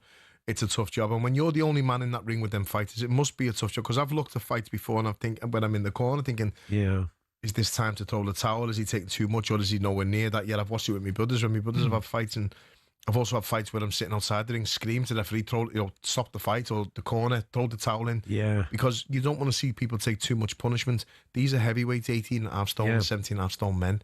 They're big fellas, and if they're hitting you constantly all night, and both of them were taking shots, because it was that type of fight. It was a fast-paced fight. They didn't feel each other out. They went straight down to business, and it was a very competitive fight, although I felt Parker was well ahead. And I think Parker may be kicking himself because he probably should have boxed a little bit more and stayed on the back foot, because the fight was relatively won. Yeah. But he gave a game fighter who can punch like Fabio Wardley a chance, and Fabio Wardley took it with 2 hands. I was talking to Spencer Oliver earlier on, and I think he said the same thing with Jim and the guys earlier on, that the old statutory 8 count would give a referee a chance to look a fighter in the eyes, see where he's at, see if he's scrambled or not, see if he can continue. Yeah. They don't really have that now. They have to make that snap decision, don't they? Why do they get rid of it? Yeah. I think because it's on your opinion and as a referee, and whether you think the shot was powerful enough. And it might look it. We've seen so many shots where the crowd go ooh and ah, and it lands, and everyone, but the fighter just shrugs and he's okay with it because he can take it. It's case by case, and in the amateurs, what we're seeing in the amateurs is a lot of referees who don't play by the rules, and a lot of referees who may be either incompetent or the other way will stop and give counts when they're not really deserved. And I wouldn't want to see that in the pros. The rules are there for a reason, but there is also a rule: if the ropes are holding the fighter up, the referee is allowed to count. Yeah, I don't think that was the case on Saturday night with Joseph Parker, and I think Howard Foster will come into some criticism because he had an early one with George Groves and Carl Froch, but he's a very, very good referee. And I don't want to stick the boot in on him too much. I do think it was a bit premature, but again, as I said, I'd rather see it too premature than too late. What do you think will happen now, Paul? Do you think that Usyk will fight him, Wardley, or do you think he might vacate? What's the likely thing to happen here? Because we've not heard anything from Usyk yet, have we? No, we haven't, and I think he's earned that right as well to have a bit of a rest. He's given us some great fights recently. He's beat Dubois twice, Fury twice, and Joshua twice. You know, like, he deserves a bit of a rest at the moment. But Fabio Wardley, this is the strangest thing I'd never thought. That, when you think about thinking back forward in 10 years, imagine you're saying this. Fabio Wardley started boxing in the white collar scene 10 years ago when Joseph Parker won his world title. Wow. If Alexander Usyk decides to retire at this present moment, as you've just mentioned, the interim belts, Fabio Wardley is a unified heavyweight champion of the world with the WBA and the WBO. Right. So therefore, it doesn't really matter to him what happens. But if he does get the Usyk fight, the finances will come with that Usyk fight. It'll be a hefty fight, a hefty pace, and he'll be secure and his kids will be secure for the rest of life, and that's ultimately what we're all in the game for as well, to try and secure your kids. More likely to happen in Saudi than it'd probably like it to happen at Portman Road if it's going to be big enough to hold it. I don't know. But it could if it could pay Usyk, but Usyk's gone for fights where he's fighting for $50 million, $75 million against Fury with that type of influx of money. So he's gonna, he won't probably want to fight for less as any businessman or any worker or any tradesman or woman would, but. There's an argument it could happen somewhere in the Ukraine as a homecoming for Usyk. It could happen anywhere in Portman Road, which would be unbelievable if both fighters are willing to negotiate on paces here and there. But I just want to see great fights between them, and I'm sure Fabio Wardley, after doing all the hard work, will want the reward for his hard work and have the shot at Usyk. I mean, I wonder when we're going to see AJ back as well. I don't quite know what's going on there. Eddie Hearn said he might be out in December. He might not. He had that operation earlier in the year. I mean, we've got so many British heavyweights in the mix. Atoma's frightening. Atoma's a frightening prospect coming through, and no one's going to want to fight him. No, but again, if you're an older heavyweight, why would you want to ruin your name, your reputation, your legacy by fighting someone like him? Because it's a hiding to nothing. You're not really going to get the praise should you beat him. You've only beat a kid, and if you lose, well, you've lost to a kid, but the kid's special. And the kid's frightening, and the kid can put men to sleep easily. I think with AJ, me personally, I love him. I love everything about him, and I think he's been brilliant for British boxing. I only ever want to see him back in a boxing ring if it's with Fury. And the same goes for Fury again. Got all the time in the world for Fury. I think he's been phenomenal for boxing.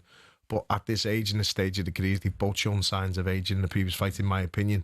I would rather just see them either fight each other for the nostalgia, for the see what would have happened, but it should have been 5 years earlier. It's Mayweather Pacquiao over again. Exactly, but I'd be lying if I said I wouldn't watch it. I would still watch that. That fight will still sell, and it will still capture the imagination of the British public and the world public as well. It's a massive earner for the pair of them, isn't it? I mean, it would be a huge fight, wouldn't it? Really? Yeah, exactly. Fury says he doesn't need it. He doesn't need the money. I mean, he said this before, but he said... I think he needs... I mean, you saw Tyson Fury last week sending some stuff out on sort of Instagram or whatever, but he does need... I think he still needs boxing. He needs to be in the gym, doesn't he? I think you sense he still loves it. And I think saw the clip before, and I think he's got his jawline. He's obviously in the gym training, because if he doesn't train or go near that gym, he will balloon up. He'll go up. He's a massive fella. He's still got his jawline. He's still training. I think he still needs that mentally to still train and keep his eye in.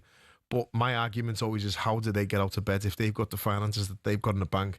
How do you drag yourself out of bed? The old Marvin Hagler saying it's easy. It's hard to get out of bed when you're in silk pyjamas, and they're both in silk pyjamas, aren't they? And they've earned the right, and they've fought their way up, and they've earned that, and deservedly so. It must be difficult for them to motivate themselves to come back and fight, especially against each other.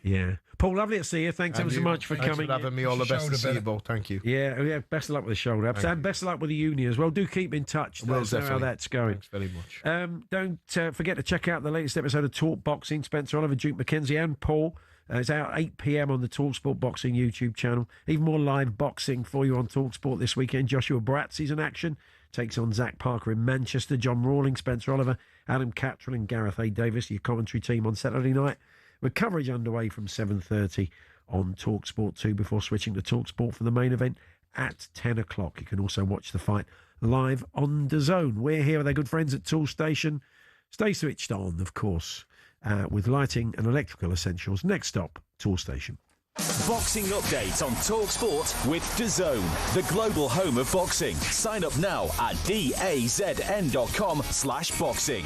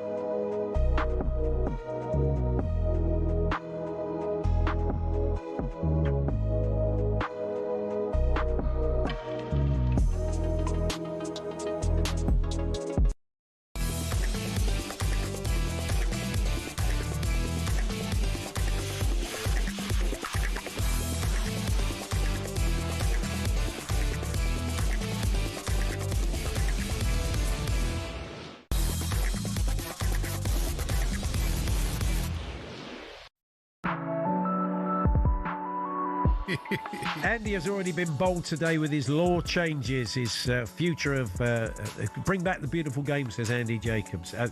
But there are some serious ones. He's talking about an extra, you get 2 goals for scoring in open play. But there are some serious ones in the offing, and Martin Lipton's been keeping an eye on that from the Sun. He's popped into the studio to see us.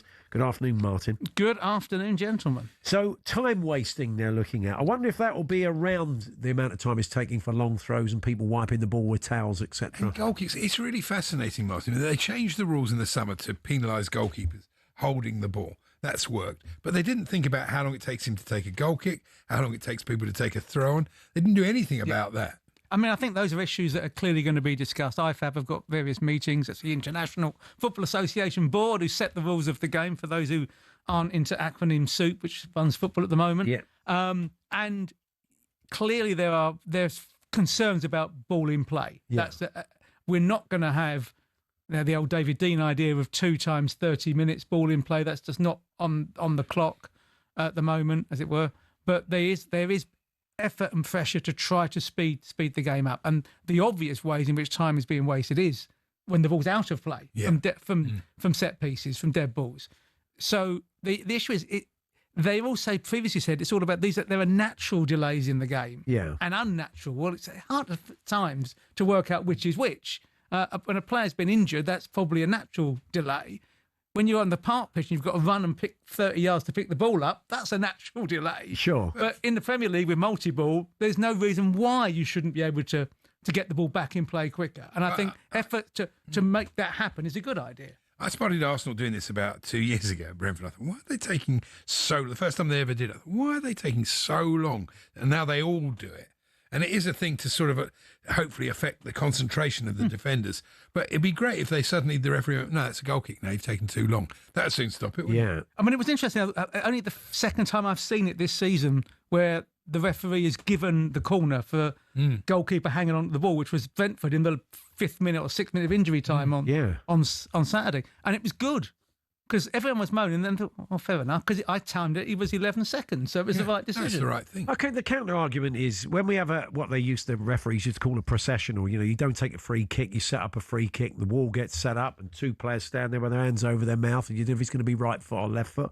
That can take an age. Why is a long throw any different? It's still another set piece where you're building up to a key moment. I think you've got to just find a way of pressuring people to get the ball in play. Because the converse is, look at Wolves. Wolves conceded a goal in injury time yesterday because they tried to take a throw too quickly and they weren't set for it. So sometimes it can work against you when you try and hurry up. But I do think that the worry is I suspect that people think there's too much nitpicking and change, and we need to have some consistency. And some of the other changes that have been mooted would again be quite significant. Maybe VAR getting involved in second yellows. There was an incident in the Champions League last week, and a bit of a miscarriage of justice where VAR couldn't get involved because it was a second yellow. But I mean, it was simulation. It should have been a foul the other way. It's been discussed for quite some time. I wrote about it in July. The things that they're looking at potentially are second yellows and corners.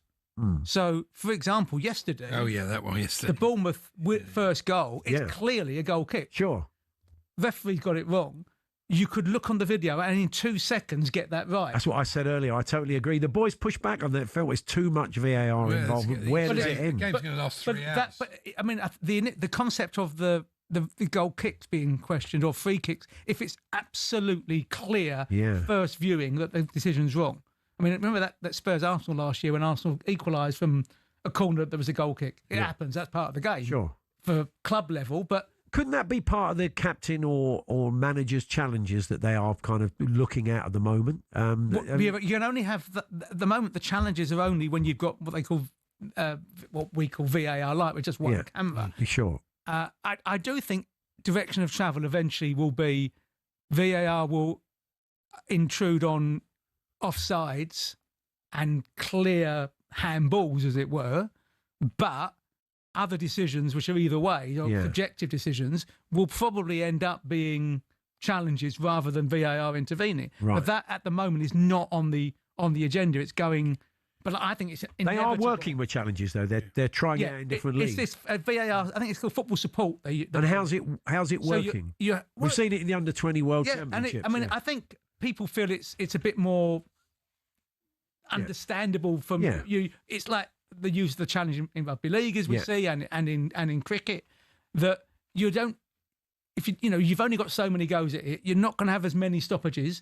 You're not going to risk a challenge for the sake of it, unless, of course, it's 5 minutes from time, and then you've just gone 1-0 down. Then you're going to obviously throw the So we'll challenge that'll become a time-wasting tool in itself, won't it? Do you think the handball rule is better now? For me, it feels like it's working slightly better this season. You're not getting the sort of really ridiculous ones. Not in Champions League and Europa League. But even then, there's been some that I've assumed were going to be given that haven't. No. But it's still a bit. It is inconsistent. It's still a grey area. And I did a few games and I looked and thought, well, that's going to be a penalty. I said, it's not a penalty in the Premier League, but it's going to be a penalty in the Champions League. Yeah, I know. And it isn't. And you think, all right, maybe I got it wrong. Then the next week, well, it won't be a penalty then. Oh, it's given. Yeah. Although in the Conference League, where they press gang the refs before the matches in the pub, wherever I think the standard of refereeing at that level is pitiful. I think then you do get those real letter of the law decisions. You're getting referees getting in the way a lot as well in those matches. I think what's happening to the position in the refs at that level. How many times you're seeing the ball hit referees at the moment? Probably getting too close to it. I think they probably are. Yeah, trying to be close to it. Having refed on a Sunday morning quite a bit over the years, it is pretty tough. Especially at that level. I know, especially at that level. Everybody knows. So the daylight offside law, which Arsene Wenger was always banging on about, he's in a position to change that. This has been going for 5 years now, since Arsene first mooted it. It was at a conference in Berlin that I attended. My understanding from the last IFAB, which I went to in Belfast, was that whilst they are doing these trials of the Wenger one, the more likely final new version will be torso. Right. Arguing that it's easier if you're Sunday morning park football. Yeah. You look for the body. You don't look for the toe of the foot. No.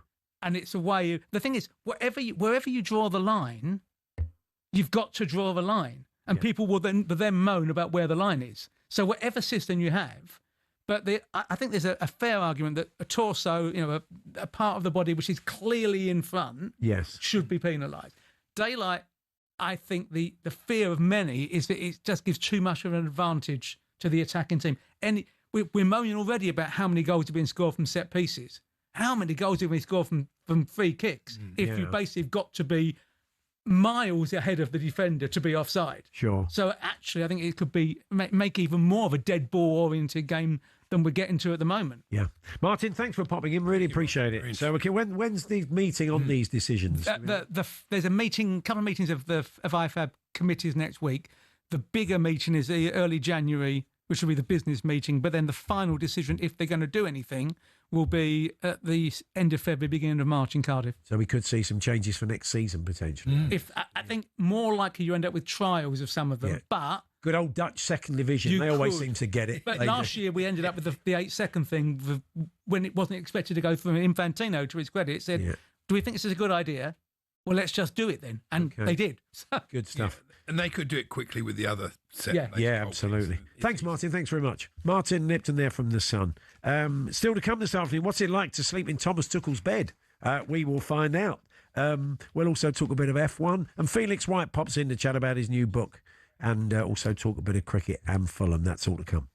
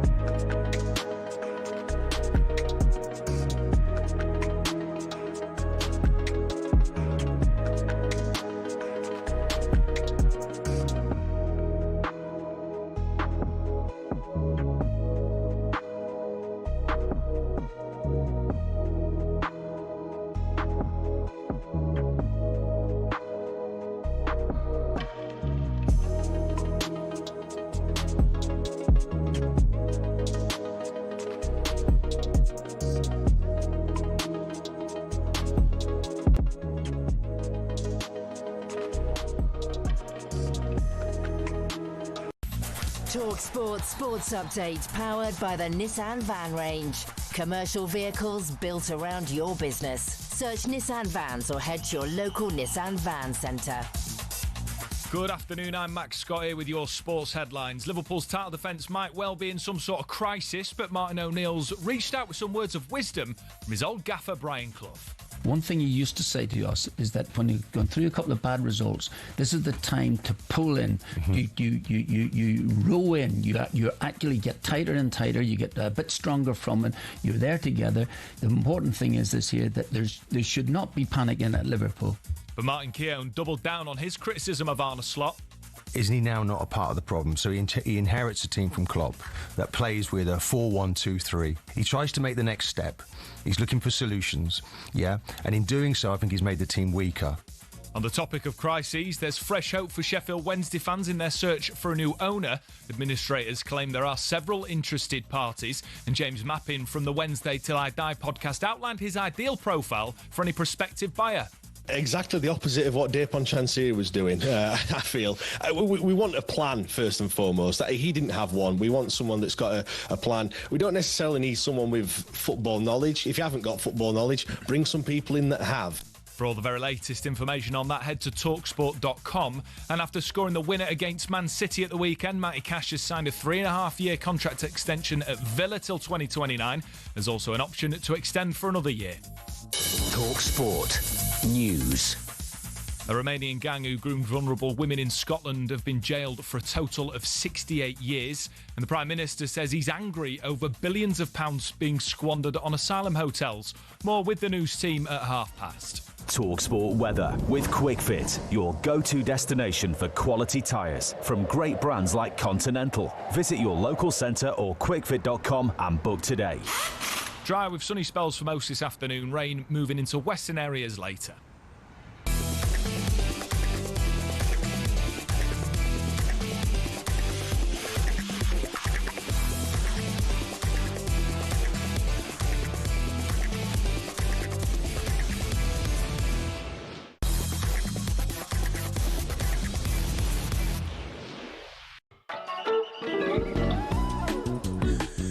Good afternoon, Paul Hawksbee, Andy Jacobs here on talkSPORT. Friend of the show, Felix White, pops in to see us. He has a new book, Whatever Will Be, Will Be. Of course, he's a member of the Maccabees. He's a big Fulham fan, a huge cricket fan as well. So we'll talk a bit of Ashes and chat about his new book that saw him taken in every round of the FA Cup. That's all to come. We'll also be chatting to Piers Pryor, our F1 correspondent. Another dramatic weekend of F1. What did we learn from that? And yeah, what's it like to sleep in Thomas Tuchel's bed? You can now go to St George's Park and sleep in those rooms that are used, those penthouse suites, with lots of trimmings as well.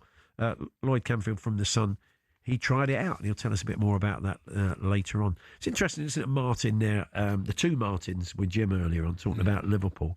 I know that they bought a lot of players and it's taken a while to bed in, but of all the players that they bought, who would have said no to Kirkes? Who would have said no to Frimpong based on the seasons had before? Who would have said no to Ekatike and Isak? Who would have said no to Florian Wirtz? I mean, they're all great players that are taking a while to bed in. That's right. It just takes a bit of time. I just think in 6 weeks, a month, 6 weeks' time, we just won't be having these conversations. We're making a bit of a knee-jerk reaction to it now. I'm not saying they're going to win the league, but because they've got some ground to make up and they're going for a bad trot. They've got too many good players. Oh, no, absolutely. Yeah.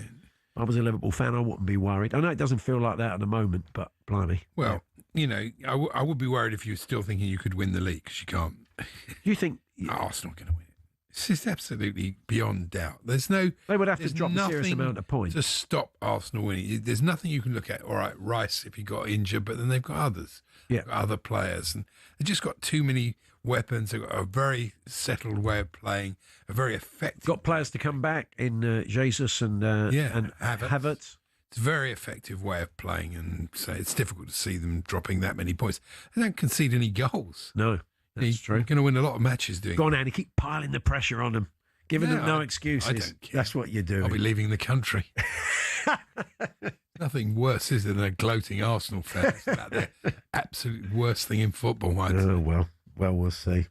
Let's move on then to in the world of non-league football. This is quite a story. It happened a week, but it didn't get a lot of coverage, really, to the weekend. Our next guest was playing against one of his old clubs, Canvey Island, apparently, for Benfleet. And he went up in a key moment of the game as the goalkeeper, scored a late equaliser to take it to pens, and then proceeded to save 2 of the pens.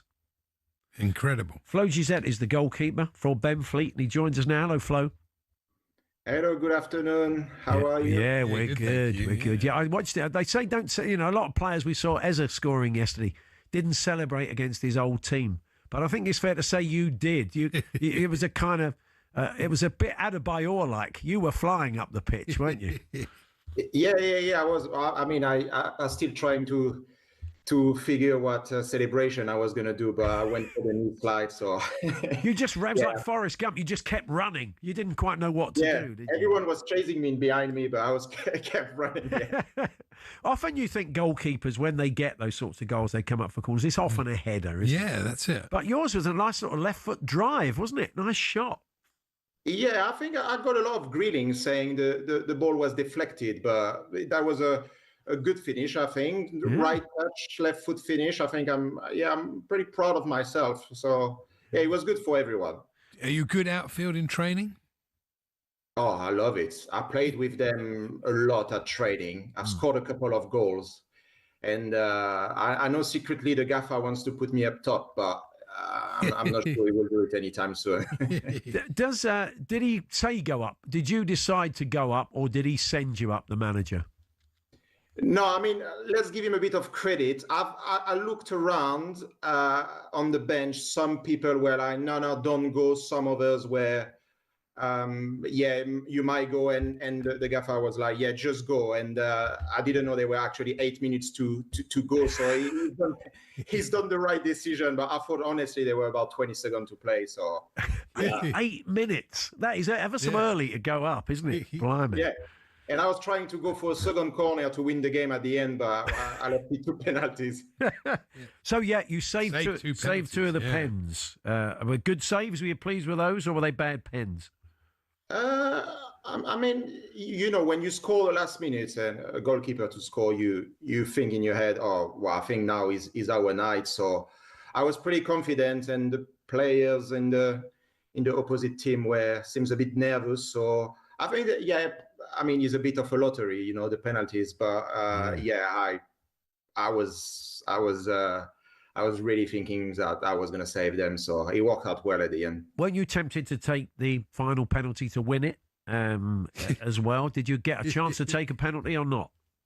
No. I know there were already five players to shoot before, so maybe it would have gone for longer, but no, I didn't have that chance now. So Essex Senior Cup, that was your win against. So who have you got in the next round?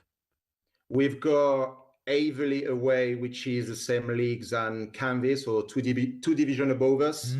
I mean, why not? Why not go further? Sure. Obviously, we've got the FFAs coming soon, which the final is at Wembley. So I think that might be something we kind of look for, but we'll see. We take game by game, and so far we're having a good season. Now here on national radio, the papers have been chatting to you. I've seen your name pop up all over social media, and but the boys decided at the weekend to just to kind of keep your feet on the ground. What did you have to do? Tell us, Flo. Yeah, I knew that was coming. Well, at least I attended the show today. I know the gaffer sent you the picture of me cleaning in the changing room. Yeah, that's it. Yeah. We're seeing it now. He's a very, very jealous guy who's trying to ruin my 5-minute fame. So. So they got you to sweep the dressing room after the match just to keep you grounded. Yeah. No, I think we all do the sweets. We buy the sweets for the whole team. Yeah. And it was my turn. I don't know why this weekend. Probably because I got a bit of fame, maybe. But we have to clean the changing room as well. So someone took a picture and put it in the chat, and my manager decided to use it today. So, people are jealous in life. It's okay. Brilliant. Well, good to talk to you. Congratulations, Flo. Thanks very much. No worries. Thank you so much for the invite. Flo Gisette there from the Benfleet goalkeeper scoring late on. Well, 8 minutes. He's bold to go up after 8 minutes. Well, 8 minutes left. Yeah. And saving a couple of pens. And then being put back in his box at the weekend by his gaffer. If you're 1-0 down, you might. Yeah, you might as well. It's the cup, isn't it? Yeah. We asked you about. I said I'm giving blood later on, and Andy has kindly gifted me, as he does every year, a Tottenham poppy. He's got the Spurs badge on one side. We're wearing them, and he's got a Chelsea one. He gets one every year. And I just thought, if I've got an Arsenal nurse, he or she could just decide to kind of miss the vein a couple of times and really put me through the ringer. So I think I should take this off.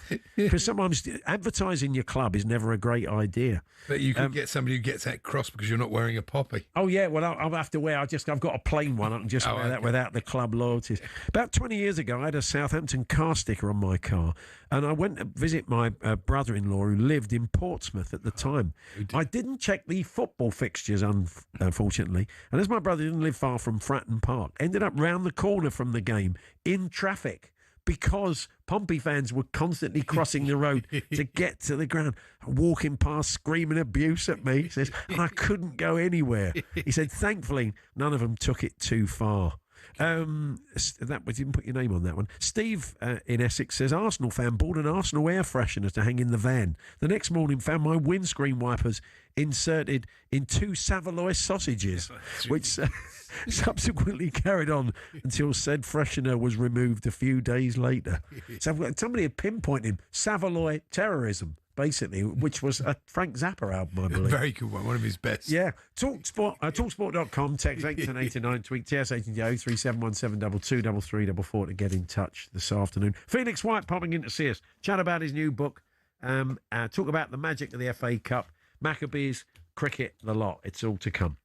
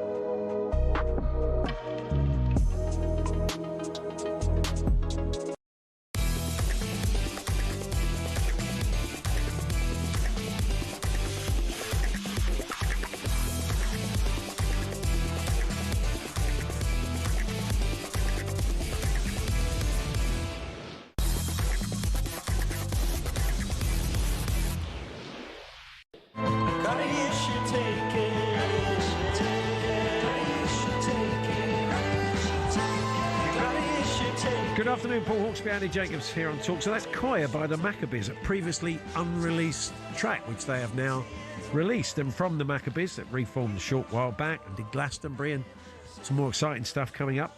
To chat about his new book and a bit of cricket and more is Felix Wyatt. Hi, Felix. Hi, guys. You good? Nice to be back. Good. So that's an old track that you... Yeah. Do you know what? The last Maccabees record, Marks to Prove It, came out 10 years ago, almost to the week, unbelievably. But we got a bit confused with some of the music, had to split it up straight after it. But some of the music was just sitting there, untouched. And so we come back and that especially, Koya sounds good. And at one point that was going to be the lead single. And then we just lost the plot a little bit, got confused. This is why bands should not choose what music they release.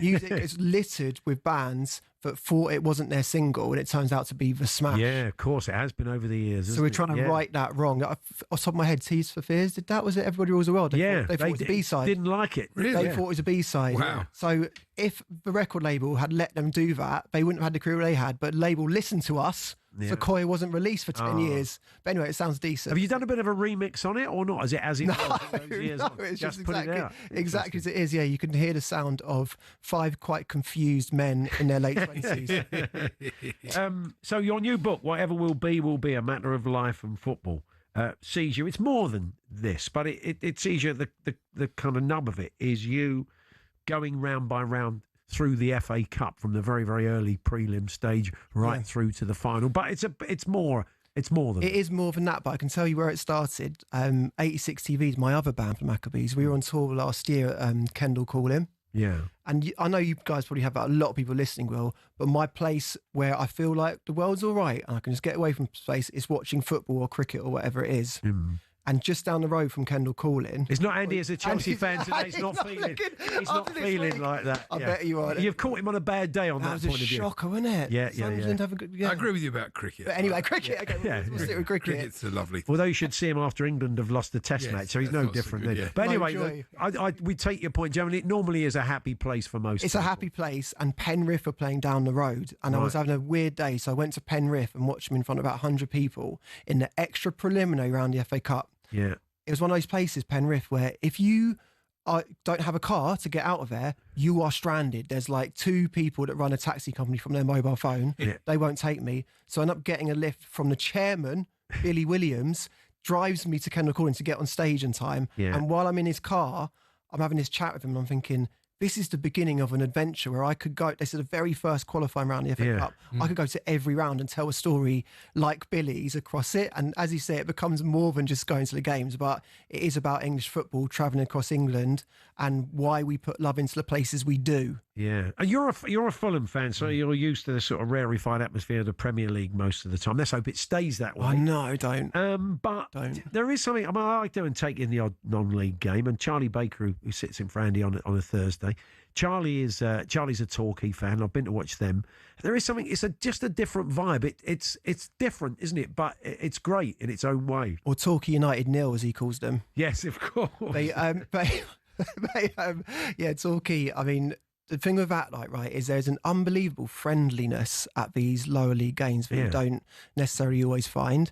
And I think it's something that we're missing a lot now. Obviously, with pricing going up, and it's happening at Fulham, it's happening all over the place. Yeah. It's very hard for families to go and watch football. You're asking people to spend between £500 upwards to go and watch their team on a Saturday, which is ridiculous if you think about it.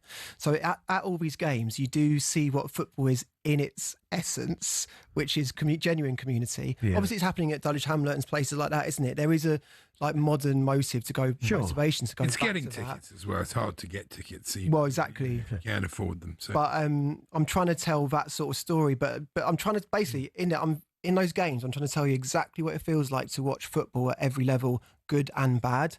So there's very often there's no football actually described, but I'm trying to tell you what the experience of watching football is like. Yeah. So what was the best and what was the worst on the way to Wembley? Experience-wise? Being a Fulham fan at Old Trafford when we won on penalties was righting a lot of wrongs. Do you remember that? Yes, yeah. Unbelievable moment. And I don't know if you remember, but a couple of years previous to that, we were beating Man United in the 5th round of FA Cup tie.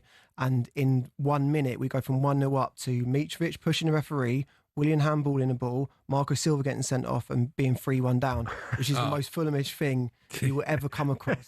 So I go to Old Trafford and see that wrong righted, but then the next game we get beat by Palace. Yes. Yeah.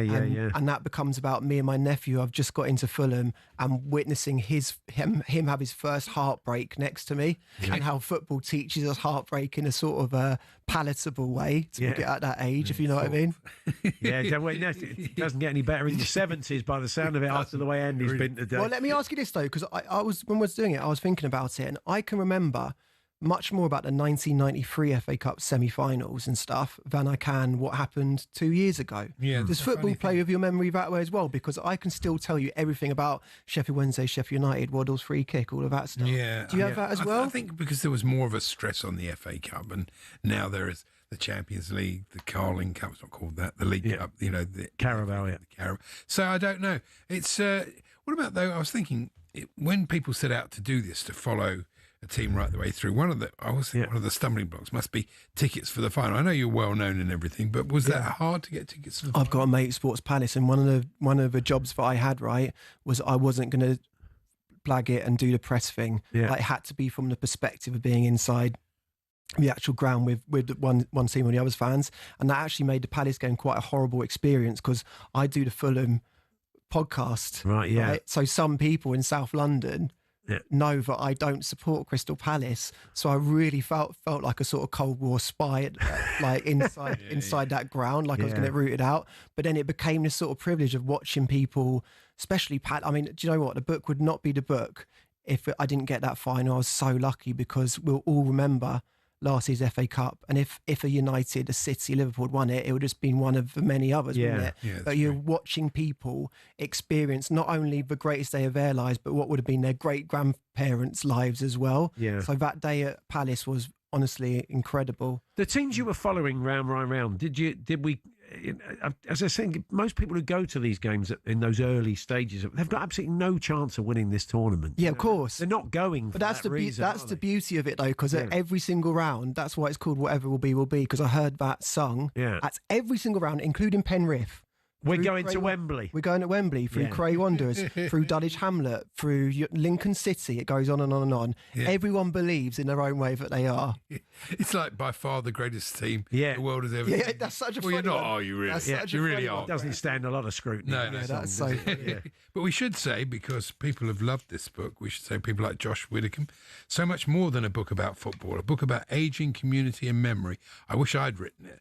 Mesmerising and unputdownable Amal Raja. So people have really loved it. People loving the book, Yeah, thank you, guys. I think I was sort of trying to describe, like I say, why do we love the things that we love, and why do we choose what we choose? Because so often, especially with me and Fulham, right, people often tell you can't choose your football team. And I don't know if you two feel that same way, but I was never handed Fulham Football Club. My mum was originally from Palestine, and my dad didn't like football, so I never had a football team given to me. So it became interesting to me in a sort of exploration and a conversation I had with people about why do people have an affinity and connect with a certain team. And I do think, looking back on me, like the only team I could have ever supported was Fulham. It told me something about disappointment, about hurt, about loss, that it could hold it for me. And I don't know if a bigger team would have told me that. So it becomes all this sort of like psychoanalytical stuff about what's behind the surface of loving football. You're also part of the Tailenders podcast. How are you feeling about the Ashes? We now know Cummins isn't going to be playing in the first test. Yeah, that's big. Yeah, I mean, I think I still think. Do you think he'll just rock think up? he is? No, I don't think. I don't trust them. Smith's going to be the captain. I mean, how are you feeling about it? Scotty Boland, he's done a number on us before in Australia. I don't, like if he lands it where he lands it normally on those pitches. How am I feeling about it? It's going to be as close as it's ever been. I think in Australia since 2010-11. I think that hopefully that's a dead cert. I think it will go back and forth. I feel like I'm worried we haven't got a spinner that's going to hold up an end. I'm worried that's going to become more of a problem as the series goes on. And we've just gone with this battery of quicks, because you think of ideal world, like fantasy cricket, you're picking Archer, Wood, Tongue. Who's going to do the hard yards like when we won 10-11? Jimmy, Broad, Bresnan, Tremlett, Finn, these guys, there's bowlers there that would like sort of carry the load and do long that's going to be Stokes, but that's a big problem. Well, if Stokes isn't fit as well, that might be a problem. So you're going to be asking a lot of maybe Bryden Cast or someone like that to do that, and they've never done it before in Australia. So that's all to be seen to be continued. Who's going to bat free? Bethel or Pope? Yeah. Jimmy, I'm on tour with Jimmy at the moment. He thinks Will Jack should bat free. Oh, interesting. That's breaking news for you. Yeah. So we'll wait and see. He should be in the team. Exactly. And he might be right about both. He might just rock up just in case. That's the news I'm breaking. Jax is batting 3 and Jimmy's batting 11. Felix, we wish you well with the book. Thank you, Good guys. Good to see you. Whatever will be A Matter of Life and Football by Felix White is published by Octopus Books and is out now in hardback. And yeah, look out for some exciting Maccabees news just around the corner. Let's play out with Pelican, shall we? To have it all, still one more. One thing's for sure, one thing's for sure, one thing's for sure, we're all getting older. So we take a lover, so we take a lover.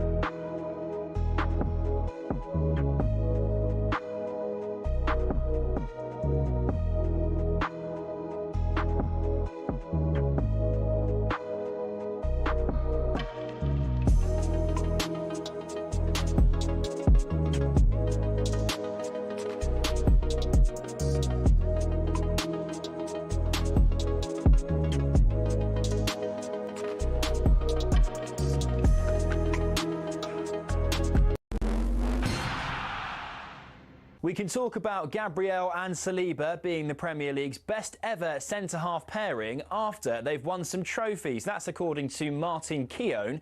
The Arsenal Invincible has actually been praising their threat at the other end of the pitch. Saliba sits on the keeper, and that's important because this sort of contact with the keeper takes him out of the equation. That's really important as well. Everyone knows their role at set pieces, but Gabriel is the one who's putting the ball in the back of the net. But Martin O'Neill has told talkSPORT Liverpool can still get themselves back into that title race, but he doesn't want to hear any more of Arne Slot's excuses about opposition tactics, saying they're reminiscent of Arsene Wenger. When anybody got a result against them, they used to play the long ball. It was the English style. It was all of those particular things that would infuriate you as an opposition manager. Ali McCoy says Hearts winning the league would be great for Scottish football, but the Rangers legend believes the continued demise of the old firm isn't good for the game north of the border. Sheffield Wednesday's joint administrator says there are 4 or 5 interested buyers that look like the real deal. And Pat Cummins is officially out of the first Ashes test. Aussie head coach Andrew McDonald has been asked when his skipper is returning. Not really going to be able to answer that, other than to say that he'll be back bowling this week. and that's a huge step. Loads more Ashes build-up on the talkSPORT Cricket YouTube channel.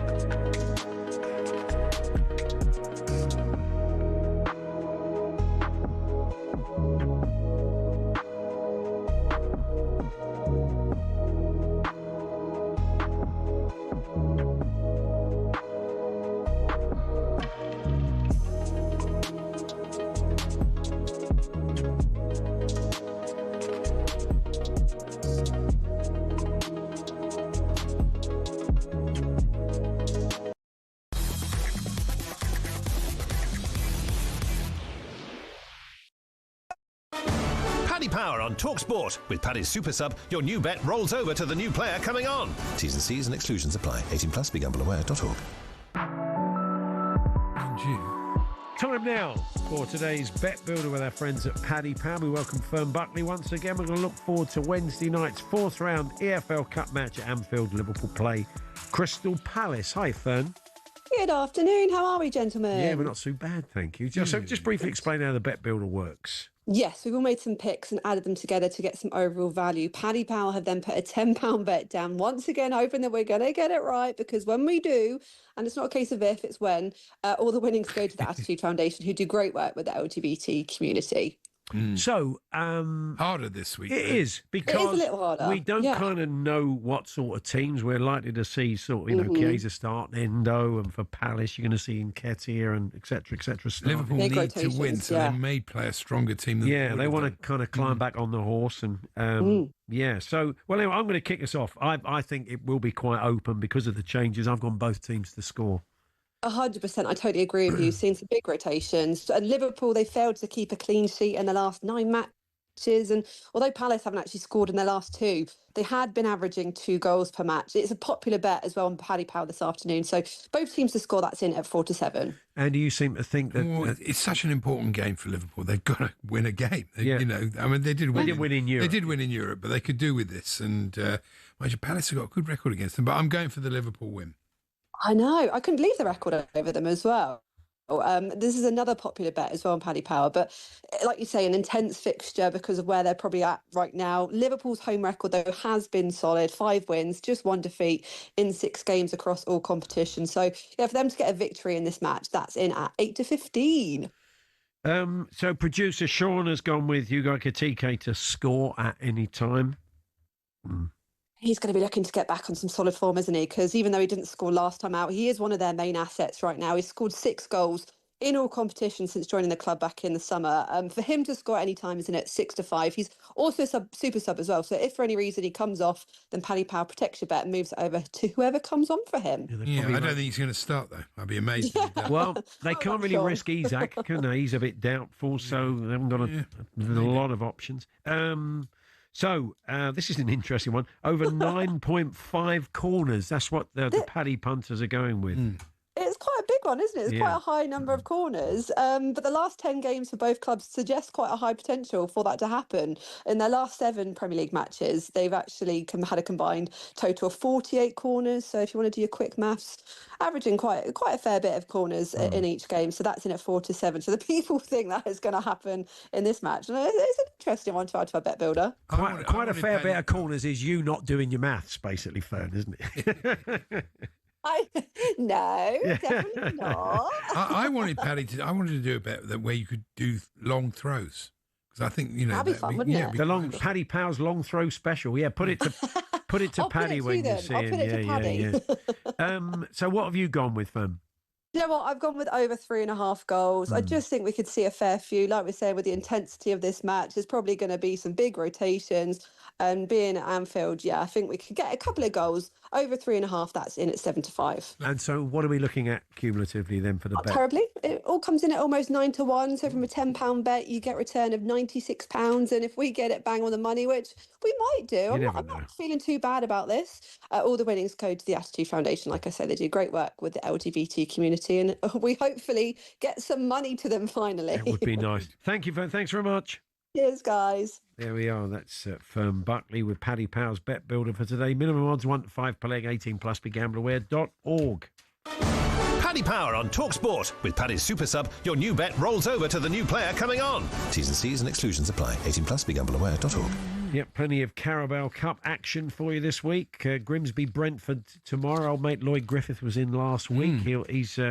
He's heading up for that one. We got Wickham, big game. Wickham, Fulham for you. That Liverpool Palace game we just discussed there. Arsenal, Brighton, Wolves, Chelsea. We're right across that for you in the Carabao Cup this week. But let's turn to Formula One now. And again, another really eventful weekend in the world of Formula One. It's a very interesting three-way title race at the moment. Piers Pryor, talkSPORT's F1 correspondent and driver, joins us now. Hi, Piers. I'm good, thanks, guys. I enjoyed the race yesterday. It was a bit more interesting than the United States Grand Prix when we a few weeks ago. Yeah, it did feel like a big win this for Lando Norris, didn't it? Massive. I think it's a real change in the championship, if I'm honest, because Norris was behind. He was trying to have to catch Oscar Piastri in the points, and I said up until this round, I'd rather be the driver that's ahead, have a bit of a buff with points. But the form that Norris is on at the moment, this weekend, he was untouchable. He literally untouchable and won the race by 30 seconds. The cameras barely showed him. He was out of shot the whole time. So really, really good run of form. Puts him in a great position now. I think he's pretty much equal on points. There's only 1 point difference between him and his teammate in the championship hunt. So very much all to play for. Looking forward to the last 4 events of the season. It's interesting with Piastri and Norris, because first you had Norris being penalised by the team for bumping into them. Then you had the other way round. So Piastri lost that advantage of the team orders, and now, it's looking a bit tricky for him. Yeah, it's a bit of a weird one with the team orders. This whole papaya rules, as they call it, which is like the internal dealings between the drivers. And I don't know. I really don't know why they do it, to be honest. They're bringing they're making a noose to their own neck, aren't they, really? Like, if they bring in their own set of rules in addition to the rules of the sport, they're going to have infighting. They don't publicise exactly what they're saying to their drivers. They don't publicise exactly what their own papaya rules are. Hopefully things are just fair and square. I'd like to see them battling wheel to wheel, week in, week out until the end of the year, so that we can really have a proper, scrap for the World Championship, because this is an opportunity for both Piastri and Norris to score their first World Championship each. We spoke to Ollie Behrman on the show a little while ago, and he was a lovely lad. Really enjoyed chatting to him, and I've been looking out for him sort of ever since we had that conversation a couple of months back. I thought we looked like he was going to podium at one point yesterday, Piers, but it wasn't to be. Wasn't to be. Max Verstappen, I think, was too strong. Much of the drivers inside the top 10 went for the 2-stop late on. It was a late decision from the teams, which dropped him behind Max Verstappen. But I think Verstappen would have ultimately had the pace to best Ollie Behrman. But Behrman in a Haas, a rookie in a Haas that's equalled their best result ever since they joined the sport. Amazing result. A really, really good for him. He's a Ferrari young driver. He's looking to potentially be the driver to replace Lewis Hamilton whenever he retires. We know that's going to be coming in the next season 2 or 3. There's lots of speculation about that, but amazing result for him. And he's been consistently outperforming his experienced teammate Esteban Ocon, I think, on performance recently. So yeah, really good result for him. And as you said, really nice lad, isn't he?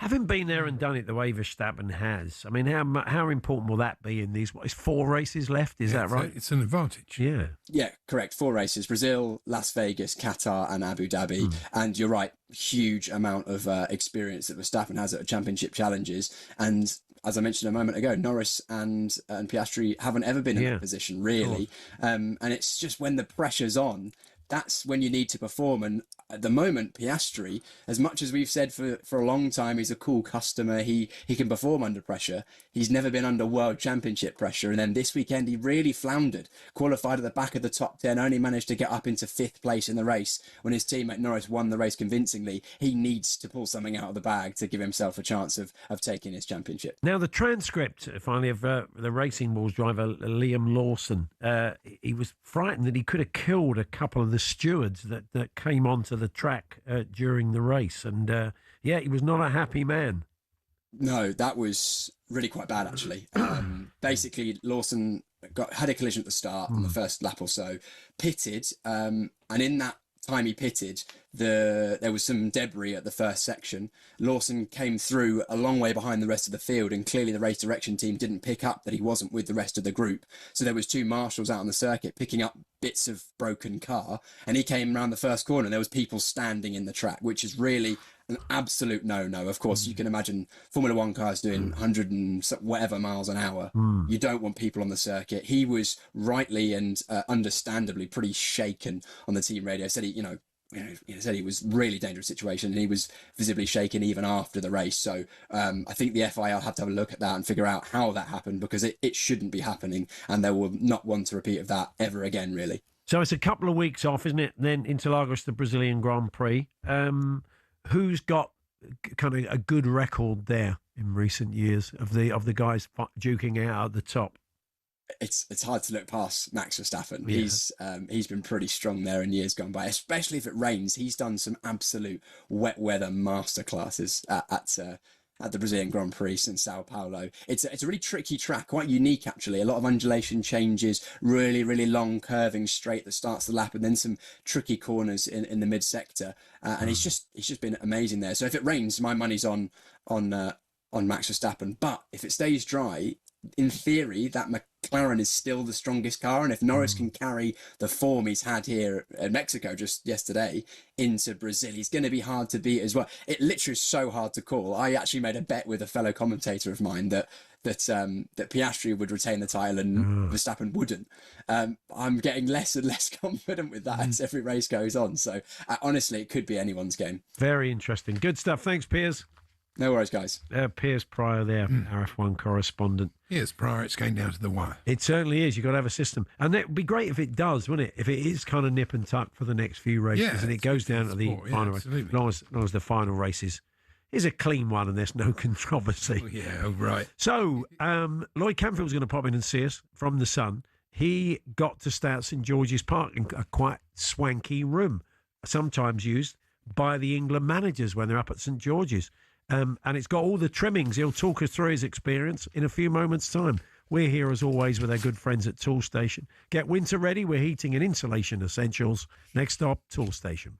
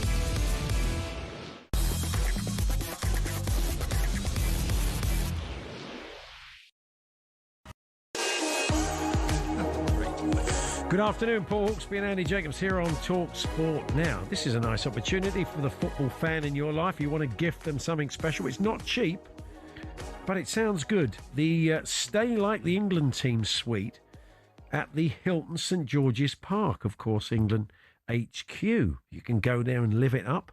And I'm guessing in recent weeks there was a shout across the Sun office. Who fancies going up to St George's Park, stuffing their face, having a kickabout and staying in a swanky room? And the arm went up of Lloyd Camfield, who's joined us. Was that about it, Lloyd? Is that how it worked? That's pretty much exactly what it was. I got an email, actually, from Sean Custis saying, do you fancy doing this? And the answer was, well, obviously, yes. Yeah. I would love to go to St George's Park and stay like Cole Palmer, pretty much. Yeah. Maybe I'm Sunsport's answer to Cole Palmer. That's why they could be. Yeah. I love that. So there's some good things about this. The room you stayed in was called Sweet Caroline. That's yes. Sweet like a sweet. Yeah. Yeah. So very yeah. good. So these are the actual rooms, are they, that are used by the players and the management when they stay at St George's Park? That's right. Yeah. So I made my arrival, did my little fist bump to the social media guy, as it would be. And yeah, it's the same room that Thomas Tuchel and Serena Wiegman stay in when they stay at St George's Park. Wow. So, but it's all sort of kitted out with this sort of England memorabilia, and you've got boots and shirts and all that sort of stuff. Yeah, it's brilliant. As you go in, it's literally, if I imagine when I was about 10 years old, I wanted AstroTurf instead of carpet in my bedroom. Yeah. And it's pretty much that. It's got shirts on the wall, you've got Harry Kane's boots in there, you've got an Ian Wright shirt as you walk in. Outdoors, in like a separate little room to your main room, you've got a heated private cinema that you can watch a range of football films on, all set up for you. You can play FIFA on there, whatever you fancy. And yeah, even in the cold winter months, it was still nice and warm. So you had a bit of a training session as well? I did, yeah. I can't say it was my best performance on display, but a few decent shots in there, nothing too bad, but practiced a bit of my dribbling, a bit of my passing. Was it a junket? Were there other journalists there staying in other rooms? So was that who was having the kickabout? It was just me and this FA coach who probably had trained some of So he was England's just finest. like putting you through it. It was like a personal trainer. Pretty much, yeah. It was a nice one-to-one session, practiced my passing, my dribbling, the lot, put my skills to the test. Wow. And then you're able to use the fantastic waterfall shower or the rainfall shower, that was lovely. And then off to dinner. So what was the food sort of England themed? Some of them are just your generic kind of, well, I wouldn't say generic. It's not what I have at home. My fish fingers and beans. It was this lovely bit of steak that I had. It was genuinely gorgeous, really, really nice. But a lot of them are football themed, so you can have like a powerhouse striker meal. Some of them are kind of packed with protein for if you are living like an England player, they'll have their very specific diets that they've got to stick to. I can't say I quite stuck to that with my chocolate melt in the middle fondant after dinner. That was really nice. Yeah, it doesn't sound. I mean, you can take it. You could have had the chicken and beans, the infamous Alan Shearer pre-match meal, couldn't they? Yeah. So people are thinking, wow, I bet this is expensive. And it's not cheap. You say it's £650. Yeah. But that room sleeps up to 4 people, doesn't it? So you and 3 mates go, or a couple of couples, or take the kids, I guess. Yeah, well, I was actually offered a +1 as well, but I don't have a partner to take with me, and all my friends are busy at 1 p.m. on a Wednesday. How dare they? Yeah, no, it was a bit. So yeah, no, only because I like the sound of the whole place. Yeah, and I like this bit. After heading back to my room to watch Goal in the outdoor cinema. That was brilliant. So that was the film you went with, Goal, was it? Yeah, there was a few on choice. Bend It Like Beckham was one of the options, a cult classic. I love that film, but I went for Goal because I'd never seen it before. Oh, right. And Santiago Muniz actually brought a tear to my eye whilst I was watching it. What about that? Yeah. So fantastic. So would you recommend it? There's people out there thinking, I think family likes the sound of that. We've got 650 quid to spare. Would you say it's a good trip? 100%. I spent my last weekend watching Chelsea get beat by Sunderland, and I'd definitely say the stay at Hilton was more enjoyable than that. So it's running from start of next month to early January. So it's just a little window for this, is it, that they're putting on? Poking yourself with hot needles would be more enjoyable. Hilton.com, if you want to find out more about this trip and you want to experience what it's like to stay in the same place as the England players. Yeah, Andy obviously has got a massive... Are you a Chelsea fan as well, Lloyd? I am, yeah. I'm a Chelsea fan and I cover Chelsea for The Sun as well. Right. So do you find that difficult? Would you like sometimes a little bit of distance on it? Or, I mean, it must have been quite difficult at the weekend when you're beaten with a last-minute win. Because you've written your piece. You're kind of written most of it. So you're talking about... if you know anything about Chelsea, you don't write the end because we all knew exactly what was going to happen. Yeah. Yeah, it's. I don't really find it difficult, to be honest. I absolutely love getting to go and getting to watch the games. I don't take it for granted how privileged I am to be there. So although some results this season have been harder to watch than others, I'm very lucky to be there. Don't take it for granted at all. Well, Lloyd, thanks for popping in. And Thanks very much for telling us about this. We said Hilton.com if you want to find out a bit more about the chance to go to St George's Park. Well, yes, and Jason Cundy is going to be in with Andy Goldstein next. He'd probably be a bit more reasonable. So if you're enjoying the Chelsea... I don't think privately he could barely speak when he popped up on the show on Saturday evening. Really? Finally rocked up a broken I was listening man. to Lisa Tarbuck. I know you couldn't take it, could you? No. Anyway, it's going to be Jason alongside Andy, and Andy's not the kind of guy after a United win to poke him with. He's not that kind of lad. So yeah, do listen in. The boys are coming up next on Drive. We'll see you tomorrow. Among our guests in the studio, the great Phil Tufnell building up to the Ashes and more. Have a good evening.